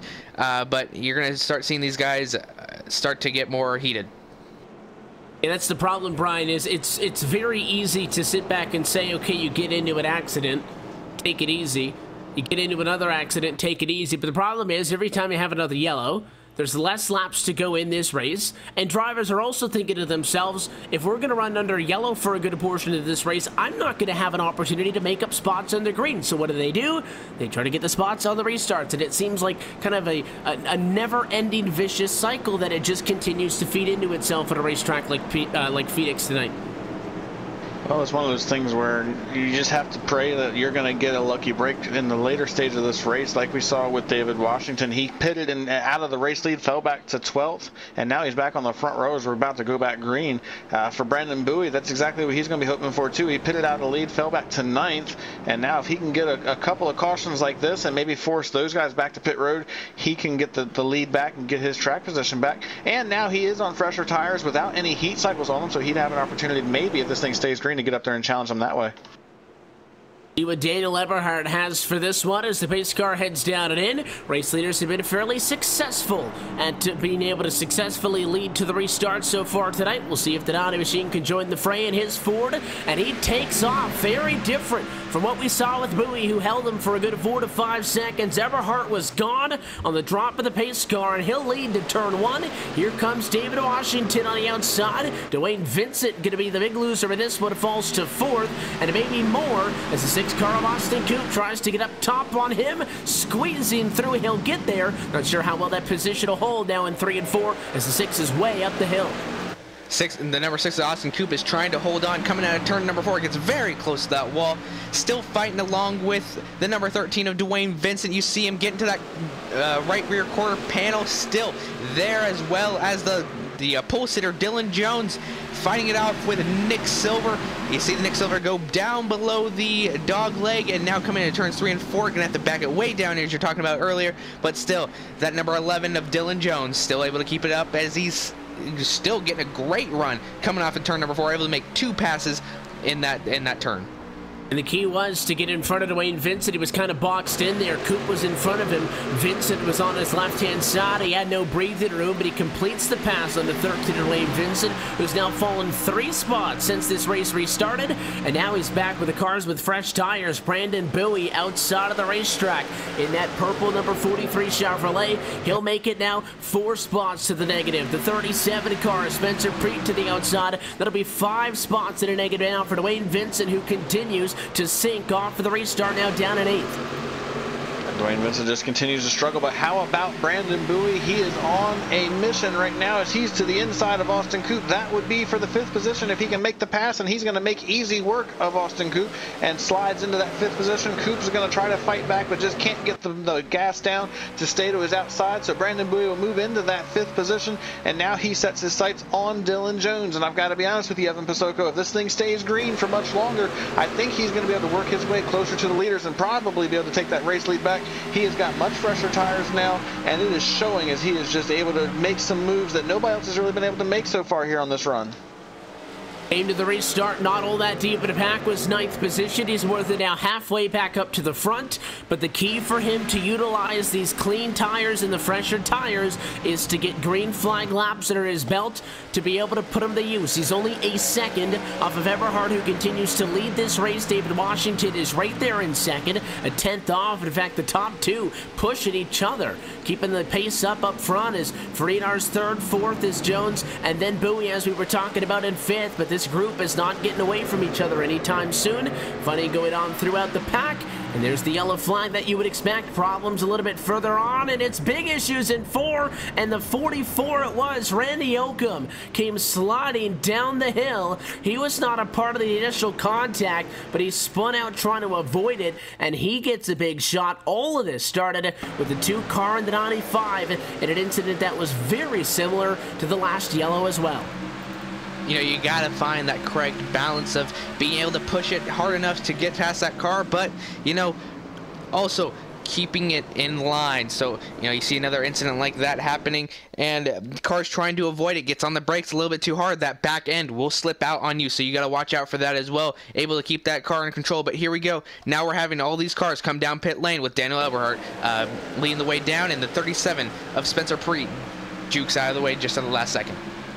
Contact with a 95 and a 2 brings out the yellow. Just not enough space going into the corner. I think maybe Stanley Iyer chopped them off a bit. I think maybe Colby Buck got in there a little bit hot. Nonetheless, we're back under yellow flag conditions and another split. Spencer Preet is going to go to the race lead in this one because the 9 division of Daniel Eberhardt comes down pit road, and it is a big group of cars coming in. Brandon Bowie was just on pit road, Brian. He is in as well. Drivers may be setting up for a long run to the end here because I think it's interesting that Bowie does 2 pit stops in a row on back-to-back yellows. I think he felt like he had gotten enough laps on those tires where he needed to come back in, and as we look at this race off of pit road, it looks like David Washington's going to easily be the first guy off of pit road, then Dylan Jones, followed by Daniel Eberhardt, Andrew Freenars, and then Brandon Bowie. But back to my point about Bowie, he'd ran just enough laps on the tires where I think he felt like he would be at a pretty big disadvantage if he stayed out, and looking at how it worked out for him, I think that was a good call because Spencer Preet appears to be the only guy in the front part of this field that elected to stay out. I think we have a couple of guys, looks like Seth DeMerchant maybe possibly stayed out with him, Shane Ewing, also the number 17 machine stayed out with him, so a couple of guys electing to stay out, but I don't think Bowie felt confident enough that he could keep the track position that he needed to stay ahead of those guys that he is trying to chase. I think he preferred to be on the same tire strategy. As we get closer to the end of this thing, just 50 some laps to go right now, he really wants to make sure he's in position to be able to challenge him. Through all of that, winner off of pit road in the exchange of pit service looks like it was and to confirm it with the call with the 98 machine, it was Washington first off. He'll be 7th, so the top 6 cars at a racetrack are the ones that stayed out. Do have an opportunity to queue up on the radio. Michael Guerrilla right now with us at LSRTV. Michael, you got a copy? Yes, I do, Evan. How you doing? We're doing all right. How's it going down there for you? It seems like it's been a little bit of a rough and tough evening so far. The 17th still looking pretty spiffy right there in 3rd. Yeah, I messed up my Q lap, my only lap, so I had to start at 34. So I've been trying to work my way up. These cautions have been difficult with people doing different strategies. Some would pit, some won't. And I just pitted on the last caution before this one, so I got like 5 laps on my tires, so I felt pretty good. And track position is really important, so I might as well stay out. Is there any sort of strategy that you could apply to staying out of trouble here, or is it a little bit just the luck of the draw and trying to stay as far to the front as you can? If you're stuck in the back of the pack, just make sure you know where that brake pedal is. That's about it. If you're up front, you're clean. You're in a good spot right now. We'll let you take off with the lights out on top of the pace car, Michael. We appreciate you jumping in for a second. Good luck on this one in 3rd. Yep, thank you guys. I'll look to see if I can get this win. Michael Guerrilla right now riding in 3rd position. Thanks for him for jumping on the LSRTV radio with us. He will restart alongside Shane Ewing back on row 2. It is Spencer Preet and Seth DeMerchant side by side on the front row. In fact, an interesting thing to note, 2nd through 6th position right now on the racetrack started at about an average spot of about 35th position. They're all from way back in the back. Just goes to show you that the strategy has shook things up here tonight. And I think we're far from over. 51 laps to go. Spencer Preet with a good restart. He'll lead to turn 1. DeMerchant successfully defends 2nd. Guerrilla 3rd. He got a great run there, and back in the middle of the pack, Brandon Bowie made it 3 wide on Andrew Freenars and Daniel Eberhardt. He's now stuck in the middle 3 wide as he's trying to not get ran into on either side now as they get down into turn 3. They're still 3 wide for this battle going on right back here, and you got David Washington right in the mix as well. These guys know they've got to try to get as much as they can right now because more than likely this, oh, they have a wreck right in front of them. Dylan Jones goes around, big wreck. Bowie's caught up in it. I believe Dylan Jones got some pretty significant damage right there. I think Eberhardt might have made it through cleanly, but some significant damage to the 11 machine and to the 43. That was the 82 car up top on him, Drew Adamson, who was a little bit off of the wall, but that 11 machine of Dylan Jones squeezed him up quite a bit, and the 11 goes around off of his nose into the outside wall. And we talk about, well, you want to be up front to stay in front of the chaos. When something like that happens, Trevor, inside of the top 5, there is nothing that half the field can do but hope that the cloud of smoke they go through is the one that does not contain a bunch of sheet metal. Yeah, really the only thing you can do in that situation where it just becomes a parking lot on the front stretch is just close your eyes and hope you make it through safely. But for most of those cars, it was not the case. As you saw, that number 11 just get turned, go up into that car above and get turned. That was your pole sitter for tonight. Very, very unlucky night for him so far. But here we go, coming up to 40 laps to go. And just like we have every single time, Brian, it's very difficult for somebody to dwell on what just happened. Michael Guerrilla, we just chatted with him. He was far enough in front of this to avoid it. Drivers are going to come down the road, though. Eberhardt is in from 7th position. A lot of cars up front got damage in that one. Didn't lose a lot of positioning, but aren't going to have to come down to get service. But it's very difficult to kind of sit there and weep about what just happened to you. You got maybe 3 quick laps of yellow, and then you go right back to green. Yeah, that's just one of those deals, but you got to feel for these guys that got caught up in that, especially Dylan Jones, our pole sitter. He had such a fast car here tonight, and unfortunately, this is where that strategy call that we talked about earlier on, where you had a mixed bag of strategies, it unfortunately ended up costing these guys, and also cost the 43, because they got off sequence with some of these other drivers, and it put them in the middle of the pack, and then you get around guys that you're not really familiar with racing with, and unfortunately, something like that's going to happen, and it cost a couple of these guys some pretty big days here tonight, and it's going to change the complexion of the last part of this race, because now a couple of our fastest cars in this race are sitting on pit road getting damage fixed, so they're not going to be up there challenging for the race win most likely. And for them now, it becomes kind of a self-preservation mode. Just try to get that car fixed as much as you can, run around, and hope you can get some points as some other drivers drop out in this one. But do an opportunity to chat with the driver of the 37 machine. Spencer Preet's all the way up front. He's also with us on the radio. Spencer, you got a copy? I got you. Your night appears to be going so good so far. You guys started up at a P5 leading at this point, and I'll lead it off with the same thing we were talking with Michael about just a moment ago. In a race like this, yellows and kind of a mixed bag of strategy, as Brian was just talking about, very difficult to get a grasp on what the winning call is going to be. How do you feel like you guys are sitting right now with about 46 to go? Feeling pretty good. I definitely feel like I got enough speed for probably around top 5 at least, but at this point it seems like it's coming out of track position. You just want to be up at the front when it matters. It's so hard to pass, especially after you get a few laps on the tires. So I like where I'm at. I kind of got stuck now staying out here, so I'm gonna have to stick to my guns, but I'm hoping it's gonna work out. We've been seeing groups of cars come in every maybe 1 to 2, 2 to 3 caution flags or so. You guys still planning on another pit stop before the end of the race, or are we late enough to the point where you've got to sleep in the bed that you've made? If we get a long enough run here, like 10 laps really is all it's gonna need, because the fall off's so bad. But yeah, I mean, it's really any run longer than just like the short little runs that we've been having, it'll be enough to bring most of the field back down, I think. Let you take off with the lights out on top of the pace car. You're up front. Anybody want to say hi to it? We got you. Shout out to all the Super Speedway Cup guys that may or may not be watching. Oh, and Cozy Stream. Let you get out of here, Spencer. Good luck on a restart. Hopefully we'll chat later on. Race leader and the driver, the number 37 machine, Spencer Preet, is going to be in control of this restart, which so far tonight has proved to be quite the advantage. As far as getting out and in front of the mess, we'll see what he can do. Talking about his Super Speedway Cup Series teammates and partners, he's got one right alongside him, Seth the Merchant, side by side as the 3-7 and the 5-7 are going to come side by side at a turn number 4. It is all Spencer Preet, though. It's a good jump for him and a good jump as well for Michael Guerrilla. Gonna have a challenge for second. Here he comes on the inside of the Merchant. The 57 drives it in hard, and a very nice defensive move to hold him off.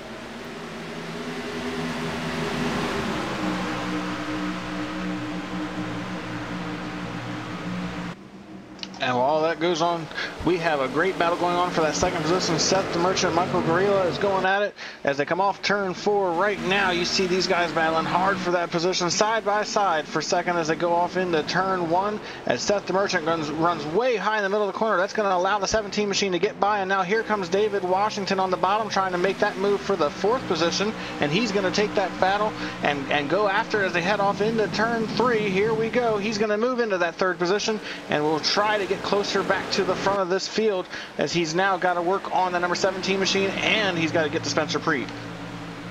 He's definitely using the tires and has no shame in doing so. Up to 3rd, Preet 1, Guerrilla 2, and Washington now in 3rd. The Merchant ends up losing 2 positions on all of that. And again, for somebody who has picked up so many spots, overall has had such a fantastic night. The Merchant really struggles when he gets on the outside of the racetrack on the restarts, which is why I thought the move he made to hang on for second for the time being was so well executed. But once he gets up and out of the group, it's very difficult for him to kind of reel things back in. Funny now for 6th position as well, Jeff Ward on the inside of Shane Ewing. He'll take that spot away in a fight for 6th and 7th. And Chris Hurlow haven't said all that much about the 87 Chevy tonight. The Punisher Chevrolet up 20 spots, and he'll also take one from the 32.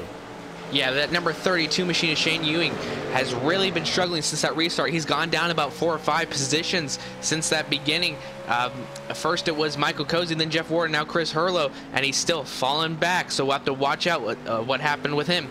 With Michael Cozy Jr. now working on Seth the Merchant, trying to set him up as much as possible down to the inside through the dog leg. We'll see how he sets him up into turn number 3, able to get out in front. Seth the Merchant gonna let him go without any trouble. So Michael Cozy Jr. now up to 4th position, while Seth the Merchant is now down to 5th. And we expect those drivers again to give each other maybe a little bit more of the benefit of the doubt, as we've now completed 100 laps for the Phoenix International Raceway. So inside of 40 to go, you have to consider this the home stretch. Spencer Preet would love for this one to go for a green flag run. You just heard him say it when we chatted with him under the yellow, but he has taken off 8 tenths in front, and I think it's because he knows that David Washington is coming. The 98 to the inside of Corellia, it'll have to wait. Caution flying back and up against the outside wall is James Ross in the 14 car. And that's going to completely foil the plans that we just talked about with Spencer Preet, how he was hoping to have a long green flag run. Well, unfortunately, the 14 having some issues, getting turned sideways in the middle of 3 and 4 is going to ruin that issue for him, or that chance for Spencer Preet. Is now they're going to get bunched back up once again, and he's going to have David Washington in the 3rd position. Of course, we have to wait and see if these guys are going to come back to pit road just to see how things are going to shake up there. But Spencer Preet had a nice little gap on everybody, and he wanted to hang on to that, and now he's going to have that gap erased as these guys get caught up to the pace car now. And inside 40 laps to go, Evan Pasoko, what do you think the call is going to be here? I think at this point you've got to start looking at the track position. We still have 32 cars on the lead lap. If you come in and most of the field, or even half of the field, elects to stay out, you're going to lose a ton of track position and not a lot of time left to get back into it. So I think staying out here is the right call. And you're going to have to, if you're going to stay out, you're going to have to kind of make a commitment to yourself that you're, okay, I'm done. I'm going to take the track position, and it's a tricky thing. You could look at this and say, I'm going to pit for the last time now. Spencer Preet flashed pit road. He goes out, but everybody else is coming on down. Your race leader went all the way to the cone, jumped down at the last second, and he gets hung out on the clothesline because your race leader is going to be one of the only cars to stay out. Everybody else wants tires. That's something that you do not want to see when you stay out.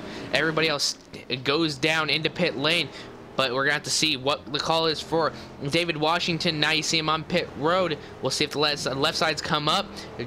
Two Goodyear tires on that side, as well as with some Noco fuel. Let's see if the left sides go up as well. And it appears they do. Now we're going to watch to see who comes out second onto that pit lane.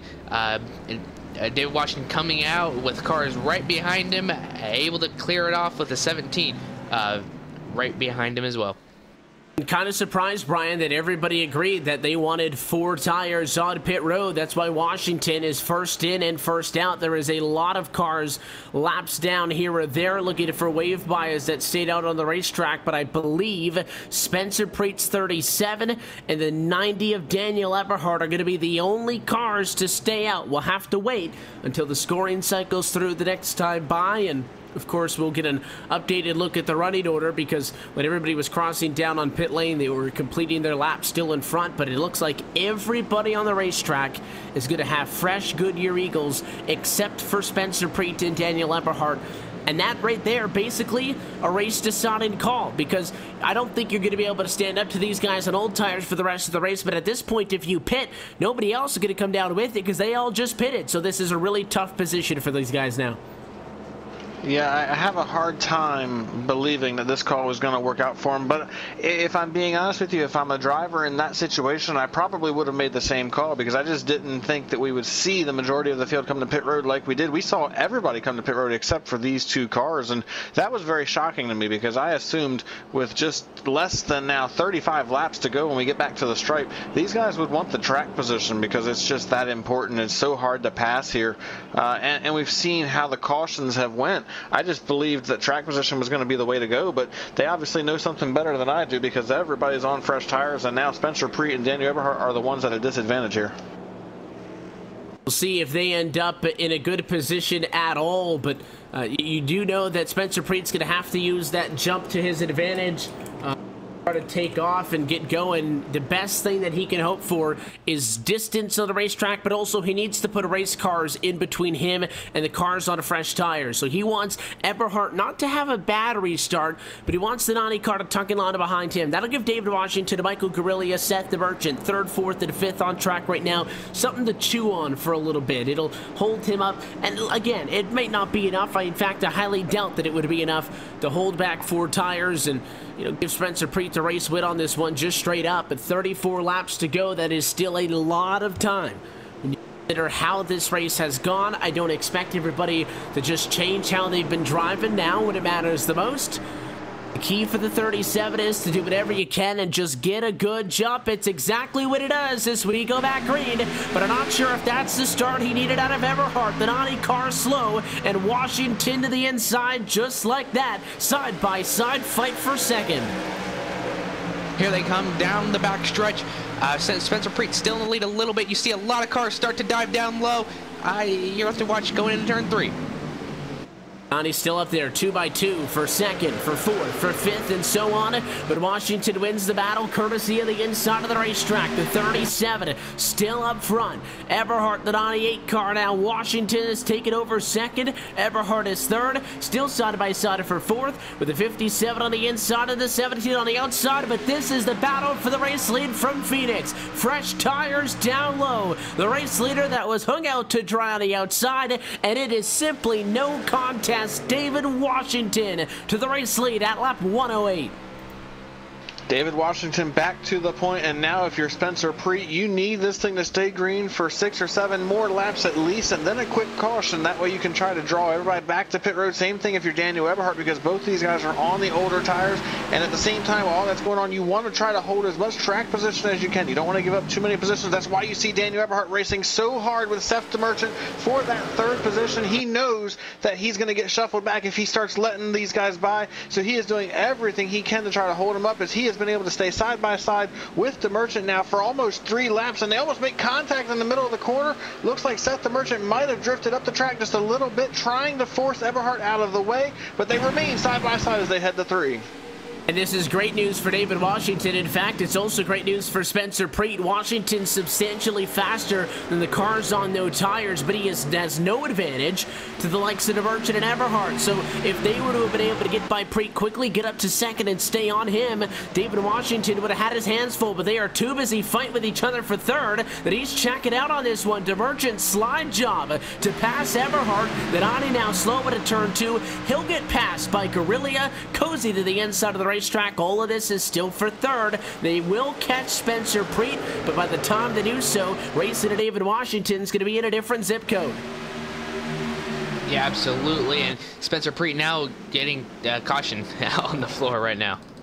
Caution flag is out, and it's a spinner in 4, and his cars have split on the pit road. Ron flag in the 23 Toyota around at the back end of the racetrack, and he had a little bit of assistance. It seems like turn 3 continues to be Calamity Corner, courtesy of that dog leg. We'll take a second look at the LSRTV replay. It was Mike Taylor trying to make the charge up at the 81 car and wasn't fully committed to going to the bottom of the racetrack. We've seen some drivers be able to cheat that white line a little bit and extend that lower lane, and he tried to make a move to the inside of flag, but didn't get down low enough. The 23 pretty much held his line, and very similar to an incident we saw much earlier on tonight, Brian. You get somebody in the left rear at this end of the racetrack where there's so little banking, there's essentially no vertical grip. It's very difficult to expect somebody to hang on to it, and Ron Flag was unable to.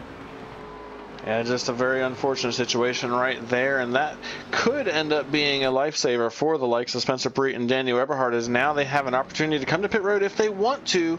Now the question is, will anybody come with them? It looks like David Washington's going to stay out, and looks like Spencer Preet's going to stay out as well, but Daniel Eberhardt will be the first, and surprisingly enough, one of the only cars to come to pit road. Nobody else in the top 15, it looks like, came with him. You got to go pretty far back into the field. I believe Tommy Ryan was the first car to come come to pit road with him. So not the call that I expected there out of a lot of these guys. I would have thought in the middle part of this field, especially from about 6th or 7th on back, these guys would have elected to come in and get fresh tires, just because we've seen that they can be just a little bit of an advantage if you have that opportunity. But for Daniel Eberhardt now, he's going to have his work cut out for him depending on where he comes out.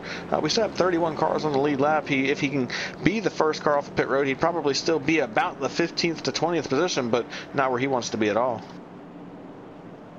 We take a look at the damage. Spencer Preet didn't end up all that bad. He fell to 2nd position, and I think that this restart might actually do the likes of Merchant and Corellia some good, because they had fallen about a 2nd off. But by the time that yellow flag came out, tried to queue him up on a radio last time to run out of time and had to go back into green flag conditions. But we've got Andy Kessler on the radio with an Audi 18. That's a name that rings a bell or two here at LSRTV. Andy, the call to come down pit road, obviously get the fresh tires. Tell us about that and what position you think that puts you guys in with 25 laps to go here now.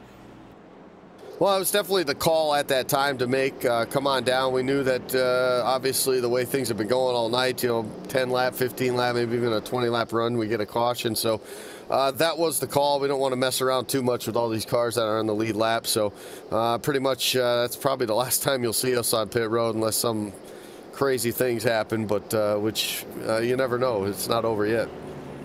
What do you guys expect to happen here in these final 25 laps? Obviously, you have to think a lot of restarts are going to be coming at you, but I would imagine you're as well committed to staying up front and trying to protect. How do you stay ahead of all the chaos that's sure to come? Yeah, I think pretty much right now it's all about track position, getting some good restarts, and just trying to hang on to it. I think if we were to pit at this point of the race, it would pretty much put us to the back and not even give us a chance. So probably our best chance, at least to get a really good finish, if not the win, is to stay out. So I think you're going to see us right around here up in the front and hopefully get some good starts and be able to stay ahead of everybody.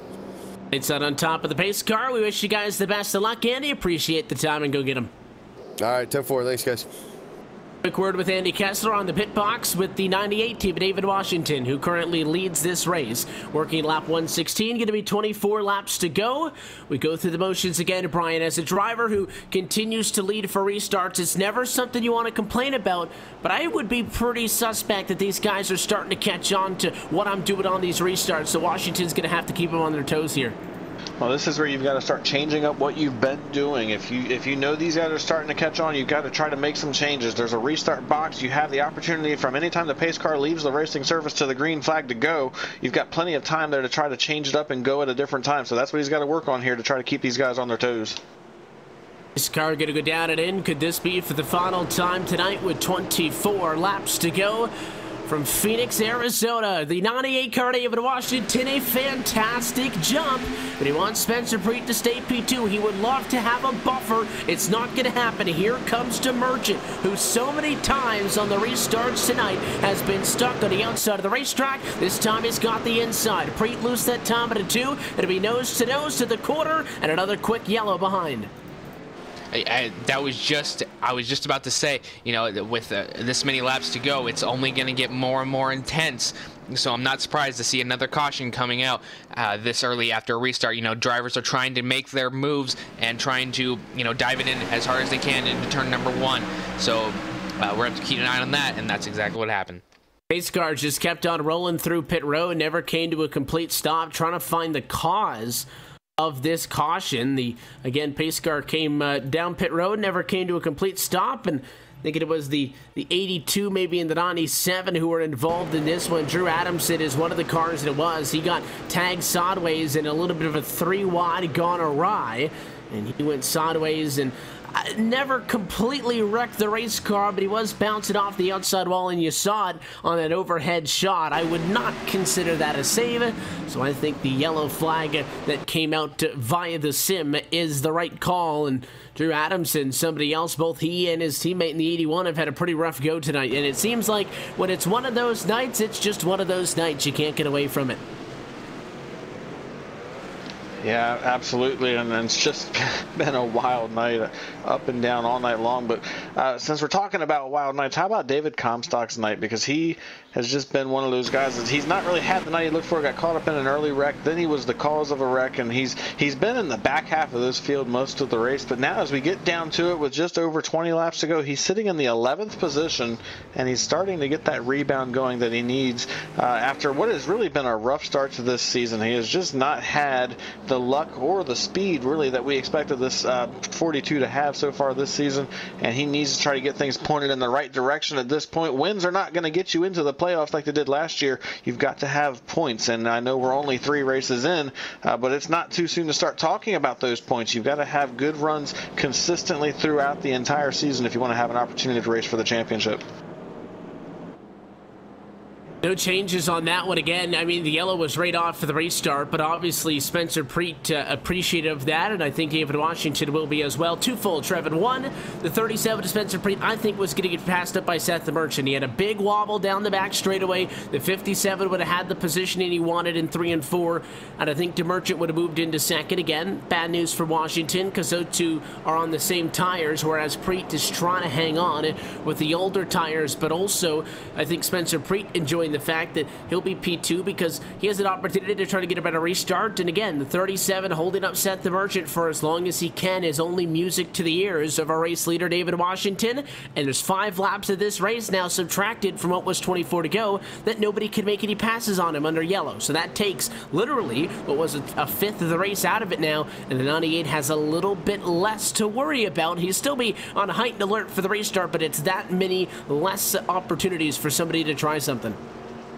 Yeah, without a doubt, and it's only going to make the drivers more and more frustrated going into the next few turns, because drivers have to make passes in order to get position, and with these cautions it's only making them wait longer and longer and longer, so it's really not helping them out caution wise, because the more frustrated they get, the more aggressive they're going to get, and that's just going to breed more cautions. This has been a caution filled night, and it's only going to continue more. I don't think we're going to go green the rest of the way, because these drivers just want to get in that first place position or just get as many positions as possible, as opposed to just hanging back and picking off each one at a time. They want to get 3 or 4 cars at a time because they can go below that dog leg. Do it again. 19 laps to go from Phoenix. How does this one shake out? David Washington still looking to win for him for what would be the first on the year. 2 races this year and 2 different race winners, but an 98 is off and away. Again, he executes, but the key is Preet. Can the 37 get down and protect the inside? He cannot, but he might be able to clean a Merchant. He would need a really good run off the corner. It's not going to happen, and side by side, second on back still.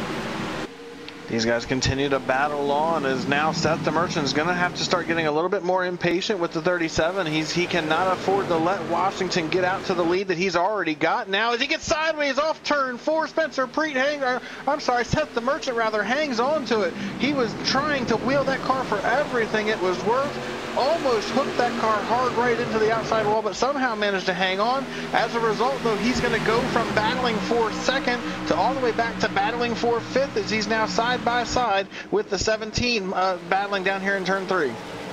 And it was another good save by Michael Guerrilla as well. He almost fenced his Chevrolet. So it ends up Washington 1, Preet still P2, but a big move is Michael Cozy Jr. now up to 3rd, to Merchant 4th, and then Guerrilla 5, Ward, Hurlow, Silver, Wood, Ewing round out the top 10 as we run right now. Look at the 17 car Guerrilla all the way down on the dog leg. It'll put him side by side with a Merchant. The same move by Michael Cozy Jr. to take second away from Preet.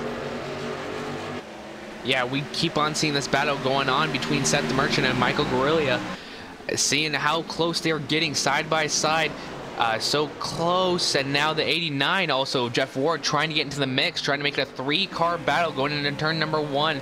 Michael Cozy Jr. trying to get up to that first position, as he just took that position away from Spencer Preet into 1 and 2. Now you see Seth the Merchant fall back a little bit. That gives Guerrilla a little bit of leeway going into turn number 4 coming out now. A little bit now, the Merchant getting back on that high side, getting that speed back, and into turn number 1 and 2 with Jeff Ward still right behind. The Merchant has not found a lot of success up top, so that tends to be bad news for him, but he has worked himself up to 5th position after starting in 36. You can never count him out, but that 17 of Guerrilla is really putting it to him. This is all going on about 1.4 seconds off of the top spot. The big thing to watch is how fast is David Washington compared to Michael Cozy Jr., who has been able to get by Spencer Preet, who is not overtly off pace, Brian, but is definitely a smidge slower than the other cars up front because of the tire disadvantage. Cozy's gotten to the clean air. It's just him and a 7/10 of a second deficit to the race lead. But the last time by, David Washington still faster than the car in second. We'll see what the lap times are this time by with 13 laps to go. A 27:502 for Washington, an identical lap at a 5:02 for Cozy. While that was going on, a very scary moment for Spencer Preet coming off turn 4. He got sideways, much like we saw Seth DeMerchant do a handful of laps ago, was able to hang on to it, but now he's side by side for that 4th position, 3rd and 4th position rather, as Seth DeMerchant's back on the bottom of the racetrack, hooks the yellow line, tries to make the inside line work, and with the fresher tires, he's going to move ahead of that 37 machine to move into that 3rd position now, but he's running out of time, just 12 laps remaining. Is well boxed in with that 17 now. Guerrilla just following himself up on the inside of the racetrack, but a Merchant is broken free. The 17 so very close to doing so. The 89 of Jeff Ward, somebody who we haven't mentioned all that much about recently in this race after starting at 11th, but he wants to get a top 5 out of it before it's said and done. So tight on each other in the corners. At this point, Trevin, it is all take and not a lot of give, and you know, these drivers at this point, every man for himself with 11 laps to go. Don't expect them to spread things out. This is going to be foot down all the way through. Preet again sideways, and it's going to be Ward up top. We'll go 3 wide. Here comes Hurlo to the inside, and Preet drops 2 more spots. Preet just trying to give it all he has. He got a little bit on that apron, and that sent his car a little bit sideways. So he's really trying to cheat that apron going into 1 and 2, but it's just not working out for him. He might just want to settle for where he's at, and instead of going further down below. But now you see that 17 of Michael Guerrilla trying to challenge Seth the Merchant on that top side. Those roles were just reversed from a few laps to go. Here we go down the dog leg. Let's see how it sets up for Seth the Merchant and Michael Guerrilla. Good hard racing as they head to turns 3 and 4, side by side, as you mentioned. This time to Merchant down low. They are plastered on one another's door all the way through the corner, but Guerrilla looked a little bit faster, but they fought before. DeMerchant took advantage of Preet, got the spot first, but finally Michael Guerrilla gets by him, and he moves into a race-high P3. Great run for that number 17 machine right now, but he has gotten himself quite a gap to the race leaders. 1.9 seconds right now is the gap that he would have to run down if he has any opportunity to get to David Washington. And David Washington still holds about an 0.8 of a second advantage over the 77 of Michael Cozy Jr. But Cozy is closing as he's got that gap down to just over 0.7 of a second. He was able to cut almost a full tenth that last time by. He's running out of time, though. He's going to have to do more than that if he wants to be able to get to him, but he looks like he's got a really fast car. He sails the car down into turn 3, trying to find everything he can. He's running a little bit higher groove than David Washington is through 3 and 4. We'll see if that pays off for him as they come off the corner this time by, and as they cross the stripe, we'll see the timing and scoring update, and it looks like he's continuing to close as he gains almost another tenth that last time by. And coming into 7 laps to go in this race, you're going to have to get a 10th per lap if you're going to get there. And David Washington is feeling the pressure. He was really tight that time at turn number 2 as Michael Cozy Jr. continues to knock on the door. This time by 134 down. 6 laps to go from PIR. The intervals this time for the 98 with a 9.51. It was a 9.73 though for Cozy, so he loses time. He cannot afford that. Yeah, here he comes. He's trying to get to the back bumper of David Washington. He only has 5 laps to go this time by, and Michael Guerrilla is still falling back a little bit more as he's past Seth the Merchant. Now Jeff Ward trying to make quick work of Seth the Merchant before this race ends. We'll see how it works out for him, but Michael Cozy Jr. still trying to track down David Washington as much as possible. You see Jeff Ward now going below Seth the Merchant into turn number 1. We'll see how it works out for him. Side by side now, going into turn 2, coming out of it. Let's see if he uses the apron to his ability. Yes, he does. They both do. Down on the dog leg, back up. We'll see how it turns out. Turn number 3 and 4. Seth the Merchant gets really close to the side quarter panel of the 89 of Jeff Ward. They were so tight on entry. They are still side by side. This is the fight for 4th position. Battle for the race lead. He gets another 10th tighter in as we take 4 laps to go. Cozy is only half a second off of David Washington. Fight continues to Merchant on the outside now. Looks like he may successfully hold off Jeff Ward, and he does. But Cozy he needs that maybe 5 extra laps than what's available on the board. Brian, at this pace, he needs something extra. Or is this going to be enough to force a mistake into Washington? That would be something very rare. 3 laps to go from Phoenix. The gap is down to 4/10. It would be very rare, but it's not impossible. David Washington has to be perfect over the next 2.5 laps, as he has Michael Cozy Jr. right there. One slip up, one mistake could cost him the race lead. They're coming to 2 laps remaining here in the caution. That's going to change everything. The race is over. Caution is going to come out, and it is going to cut Cozy's charge short. Problems with Travis Brown in the 01 car, who gets turned in a battle for 24th position. James Ross gives him a nudge to the back bumper. Brown goes around, and this race will end at a slowed pace from Phoenix. David Washington breathes a sigh of relief, and it catches up to the pace car, Trevin. I don't think, even at the pace that Cozy was doing, that he was going to be able to get to him. I think that assuming Washington didn't make any mistakes, he was going to be able to hang on. That being said, David Washington, I bet his heart was pumping, and he appreciates that this, when it comes to a close, Cozy's got to feel gutted, though, in second. Oh, yes. Without a doubt, David Washington had to put on a clinic for these last few laps. Michael Cozy Jr. really closing it in, and you know, if he kept the pressure on, you know, David Washington, you said his adrenaline was pumping. Maybe if he made a little slip up, that would open up the door for Michael Cozy Jr. But at the end of the day, the caution came out and ended the day for all these drivers out here, and Michael Cozy Jr. will have to settle for 2nd place. Phoenix is a racetrack that slip-ups are always possible. All 3 different sections of the racetrack, of course, 1 and 2, then the dogleg, and then 3 and 4, different banking, different turning radiuses, and when you can feel that pressure coming from behind, it is a short track at 1 mile in length. Cozy would have just had to be close enough to get to the bumper, and he could make something happen, but it was not in the cards tonight. And for the 3rd race of the season, we're going to get our 3rd different race winner in 2018. Not as exhilarating as we may have hoped the checkered flag to come under, but it is going to be a checkered flag nonetheless. David Washington is going to have 0 complaints about how this race has ended, as he comes out of turn number 4 for the final time. And David Washington is going to go to victory lane tonight from Phoenix International Raceway, your winner in the Phoenix 140 in the Full Throttle Real Sim Racing Cup Series, powered by English Auto LLC. And what a great win by this number 98 machine. And this is a little bit of a coincidence. Last year in 2017, David Washington's first win of the season came here at Phoenix. And once again here in 2018, his first win of the season is going to come at Phoenix. So this is beginning to look like a pretty friendly track for the number 98 machine. A great run for him. You got to feel for Michael Cozy.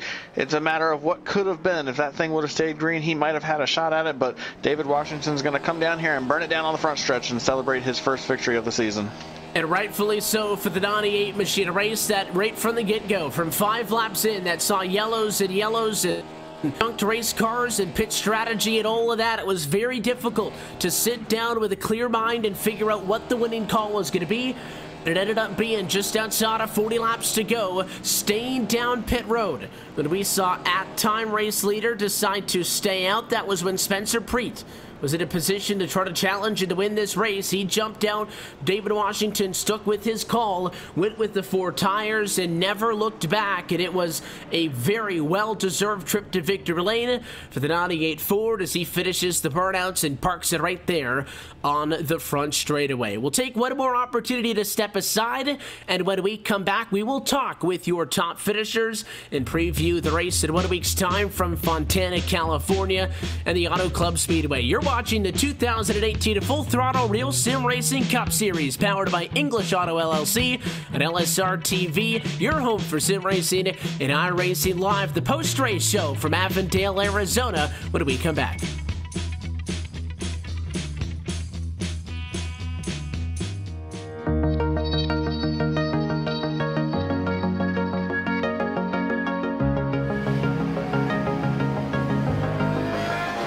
was more than impressive, I have to say. I mean, the track is identical to the real track. I was blown away how realistic it is. Every little bump, every little spray paint, everything is exactly like you were there at the track. It was a great experience. This is a warm-up lap now. Tires to get warmed up. The engine. Breathe a little bit here when you go through that little bump there. And then it's flat pretty much all the way through here, just about. Hard braking. This is the slowest part of the track. And then I've done, you know, I did many races in Formula 3, Formula 2. And then I did the very last race they did there in Group C in 1983 in the 956 Porsche. That's when Beloff got the lap record at the 6:11. I think I was second on the grid with the 6:14 or something, which was, I mean, those cars were awesome around there, of course, like any car is, you know, that speed. And this is the corner of all corners here, the Schwerenkreuz. Flat all the way into it. And then trail brake all the way into the apex here. And then hard at it again to get good speed down the hill here. Mega fast down this hill here. Just jump from one apex to the next. Gotta be super precise here. I mean, it's almost exactly like the real thing. So, I mean, it is certainly realistic enough to get past the very, you know, a lot of the initial hurdles you have when you try to learn to drive a race car, you know. So, I mean, I think it's an excellent tool to learn how to race for sure, or learn to drive a car on a racetrack.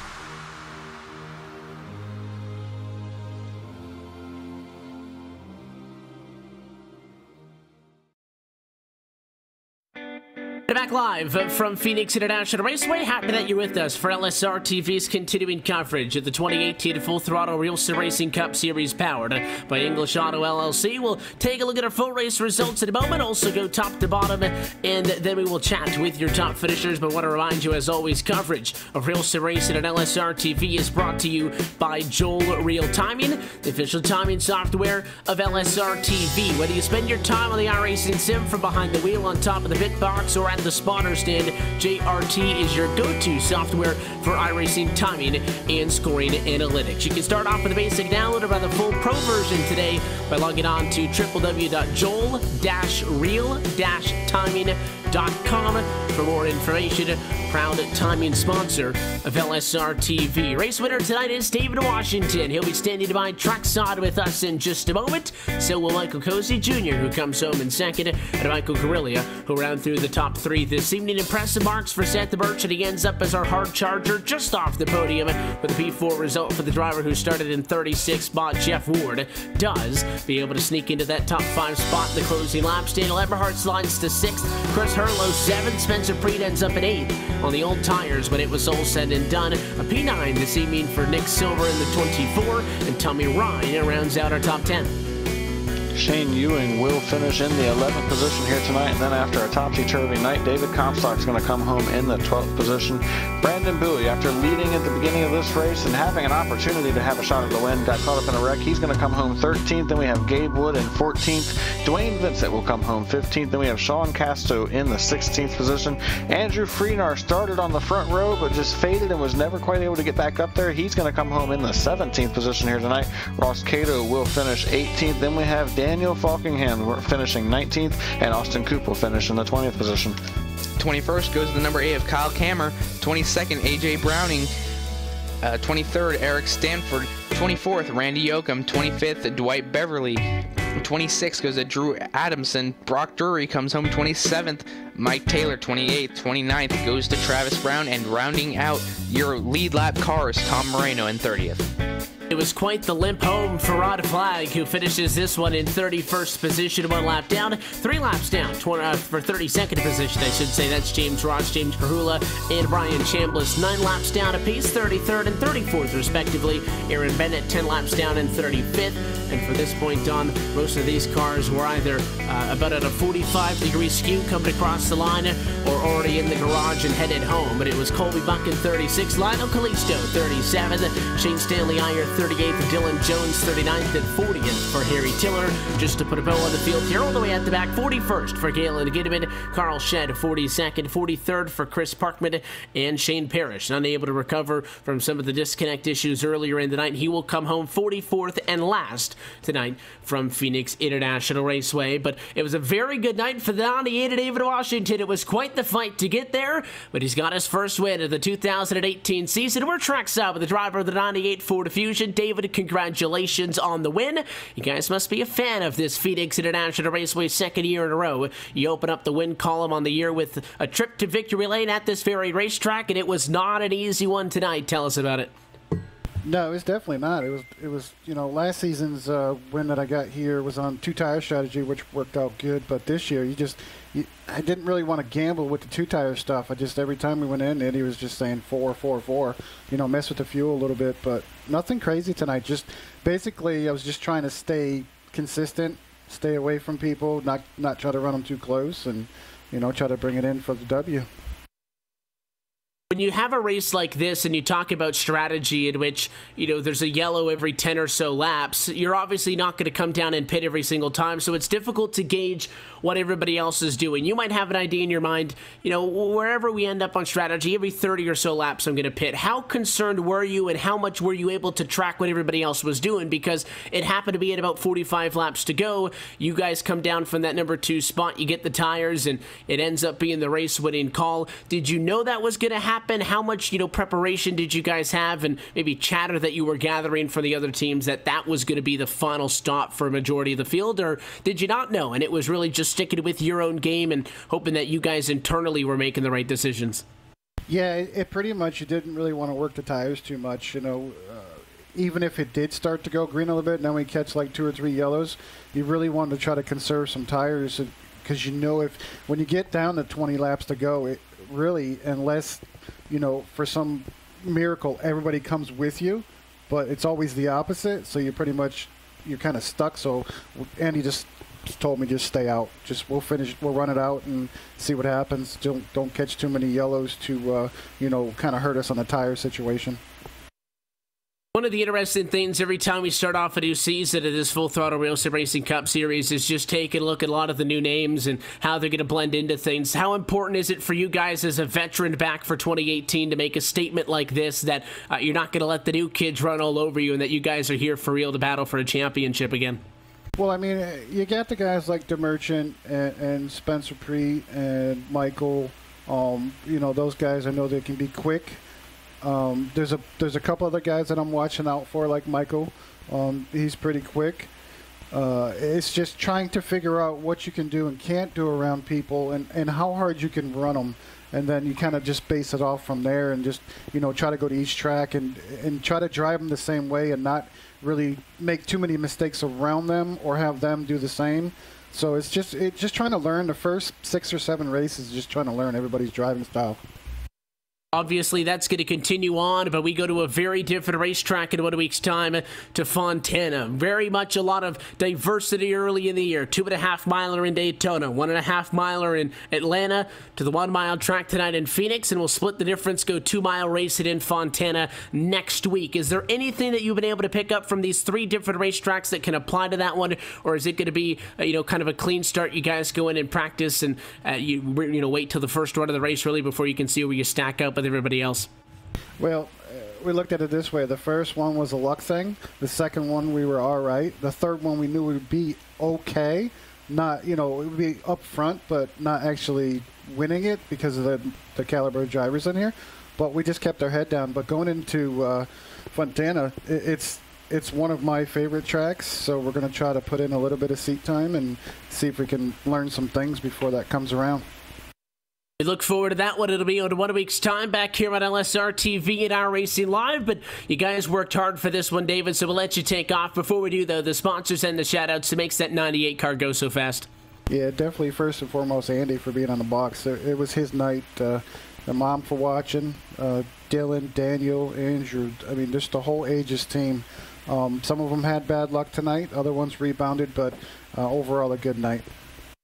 We appreciate the time again. Congratulations on the win, and best of luck. Still a long way to go in 2018. 3 down and 27 to go, David. I'm sure we'll have many more opportunities to chat, but best of luck at Fontana next week. We'll see you there. Thank you, guys. The race winner tonight for the Phoenix International Raceway, David Washington, wins tonight's Phoenix 140. His first win of the season. He becomes the third different race winner in 3 races so far in 2018. Michael Cozy Jr. was close, and he was coming to Brian Backlund, but it is a P2 when it's all said and done for the driver of the 77, and you're down on pit road with Michael Cozy Jr.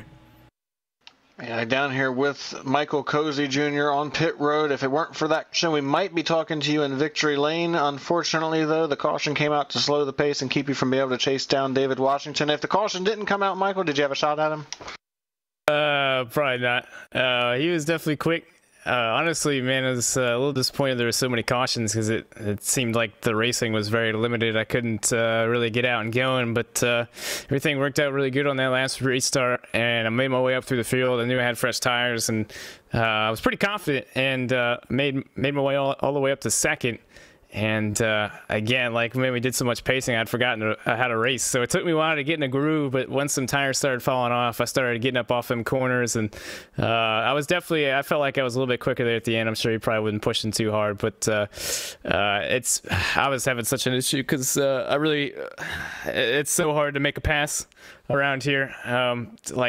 Most of my moves were around the outside. There's so much of an advantage when you can put your left rear on the guy down, underneath you on his right rear, and get that side draft and get a good run up off a corner. So if I would have caught him, it would have taken a major slip up. But yeah, it was a lot of fun though. It was a lot of fun. Finally, I was glad we got to race there towards the end. Well, and you talked about how the cautions were very frustrating and how it obviously made things difficult for you guys to do. How did that affect you making strategy calls throughout the race? We saw several guys that elected to come in and give up track position, and other guys that elected to stay out and keep track position. When you have a race like this where you're constantly going back to caution flag, how do you manage the strategy, and how do you keep up with the strategy throughout the race? I don't know what I'm doing. I usually pit when people pit and don't pit when people don't pit. So I just try not to strategize my way out of the race. I thought I did it there for a split second. Like, again, it's just like, it's so hard to pass in the first place, but there's just like so much going on in the restarts and people shuffling around. All it takes is one little move if you're on tires to send you back. And on the flip of that, if you don't have tires, then anything could go good for you or really bad for you. So it's so hard. It's like that's basically what happened with me. I was 5th or 6th there. Again, didn't want to start on the bottom, but I think Seth got loose in front of me, and I kind of shot the gap and got in between him and whoever was to my outside, and then got past my teammate and got up to second. So it's so complicated. Well, you've had a pretty solid start to the season so far. You finished 4th at Daytona, 9th a couple of weeks ago at Atlanta, and now 2nd here tonight at Phoenix. You've had a pretty good start. How do you feel moving forward? You're going to have one more race on this West Coast swing before we head back to the East Coast. How do you feel about Auto Club, and then, of course, the next couple of races after that? Well, I didn't know how to race Phoenix, and I came in here and finished 2nd, so I don't know how to race Auto Club, so that'll be fun, I guess. Yeah, I know Martinsville's coming up. I plan on going to Martinsville in real life, so hopefully I'm back in time for that race. Martinsville is my track, man. That's probably where you're going to see me the fastest, is at Martinsville or maybe Richmond. I love short tracks, so Phoenix was pretty good for me. But, yeah, again, Cup car is not really my thing. I started there for a while in iRacing, racing street stocks, and as of late I've been racing Super Speedway Cup Series, so I had kind of forgotten how to race competitively on tracks that required talent. But I'm getting back in the swing of things. Well, you proved that you have what it takes when it comes to a track that requires a little bit of a talent, and you got a 2nd place run here tonight. Before we let you go, sponsor shout-outs. Who makes it happen for you, Mike? Well, first and foremost, I want to thank my primary Indy Racing Images. They do some awesome stuff. Check them out, indyracingImages.com. I'd like to thank my sponsors, Spencer Preetz, Ellis Fields, Matthew Hibbert, Charles Hemingway, Hunter, Nastu, Timbo P, Joey Moore, Kevin Blanche, Cameron Kane, Tyler Dugan. I'm pretty sure that's all of them. I always forget my teammates as well. I want to thank Seth the Merchant, Spencer Preetz, Rod Flagg, Travis Brown. I don't think Wofford didn't make it tonight, but I'd like to thank them as well. Well, that was Michael Cozy. Mike, congrats on your second place run and good luck next week at Auto Club. Thank you. Michael Cozy Jr., your second place finisher here tonight, came just a couple of laps short of possibly going to victory lane, but now we're going to catch up with the third place finisher. Traven has caught up with Michael Gorilla down on pit road. Down here with the number 17 machine, Michael, that was a fantastic run that you had going on all night long, coming from 34th all the way up to 3rd. How did you do it, man? Well, I tell you what, it was a lot of strategy plays because as I said earlier when you guys had me for the interview mid-race, it's just a lot of strategy going on because especially from the place I had to start in 34th, I had to basically strategize myself up to like the top 10. And I got there, and once I got there, it was really hard to maintain it because we kept having these cautions. Like I said, we kept switching the strategies.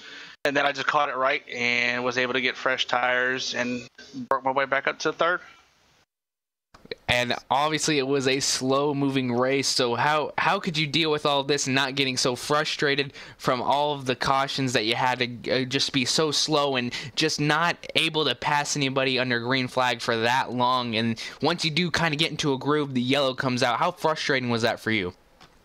It's just learning to be patient, really. You know this is going to be a caution race for the most part because it's really close quarters and all that. So you have to be patient with it. If a caution comes out, you're making a pass, you just say, oh, well, go out there and do it again because you know you're faster than them. But once these cautions just start stacking up, you just got to get into a rhythm, get as much track position as you can, try to keep it, and just try to hold everyone back, really. Now, looking forward to next week, you go from a close quarter track that is only 1 mile to Auto Club Speedway. How are you going to prepare for that next week?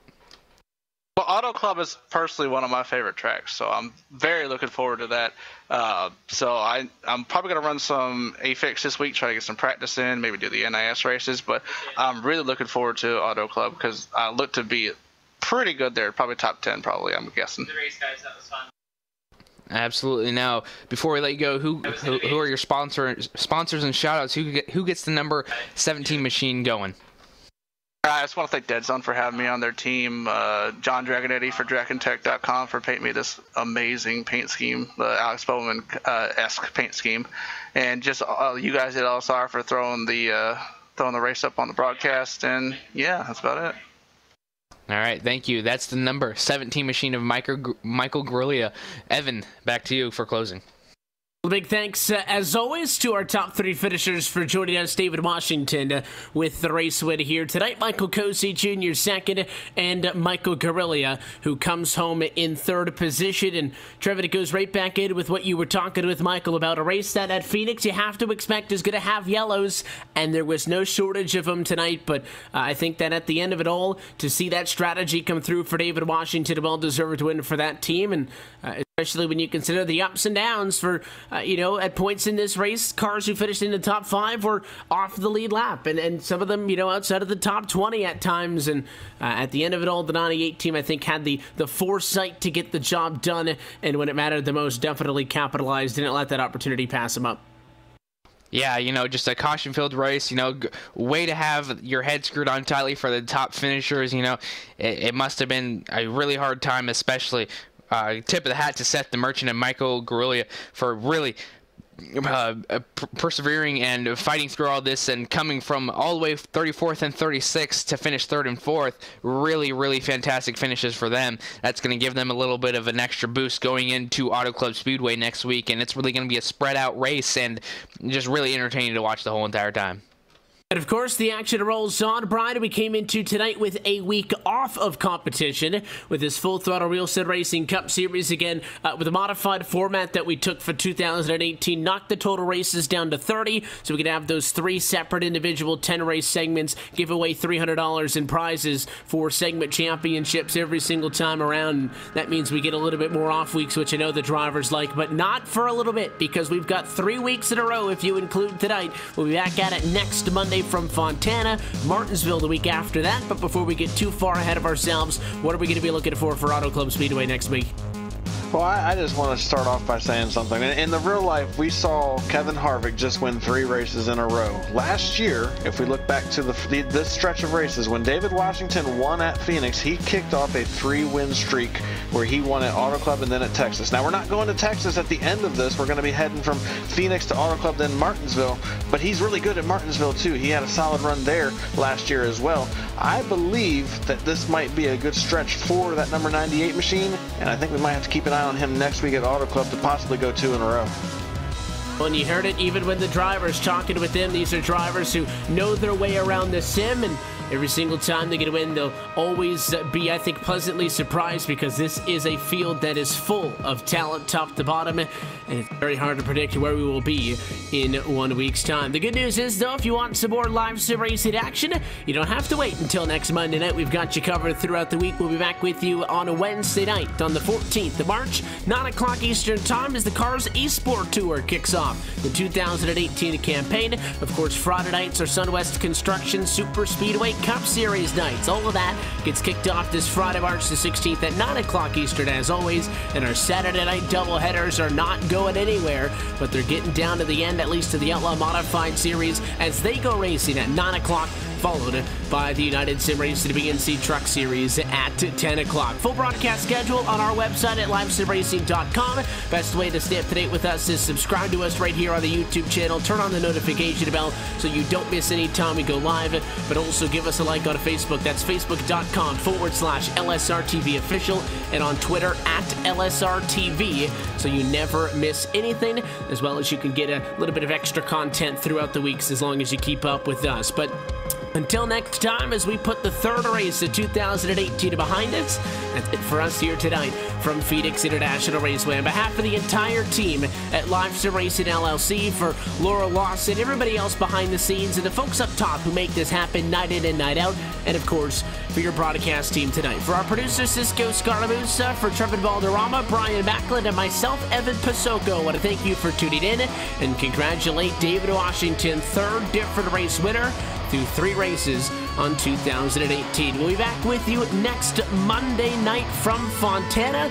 That's March the 19th. That race and every race of the 2018 Full Throttle Real Sim Racing Cup Series, powered by English Auto LLC, can be found right here at LSRTV, your home for sim racing. Until next time, good night from Phoenix.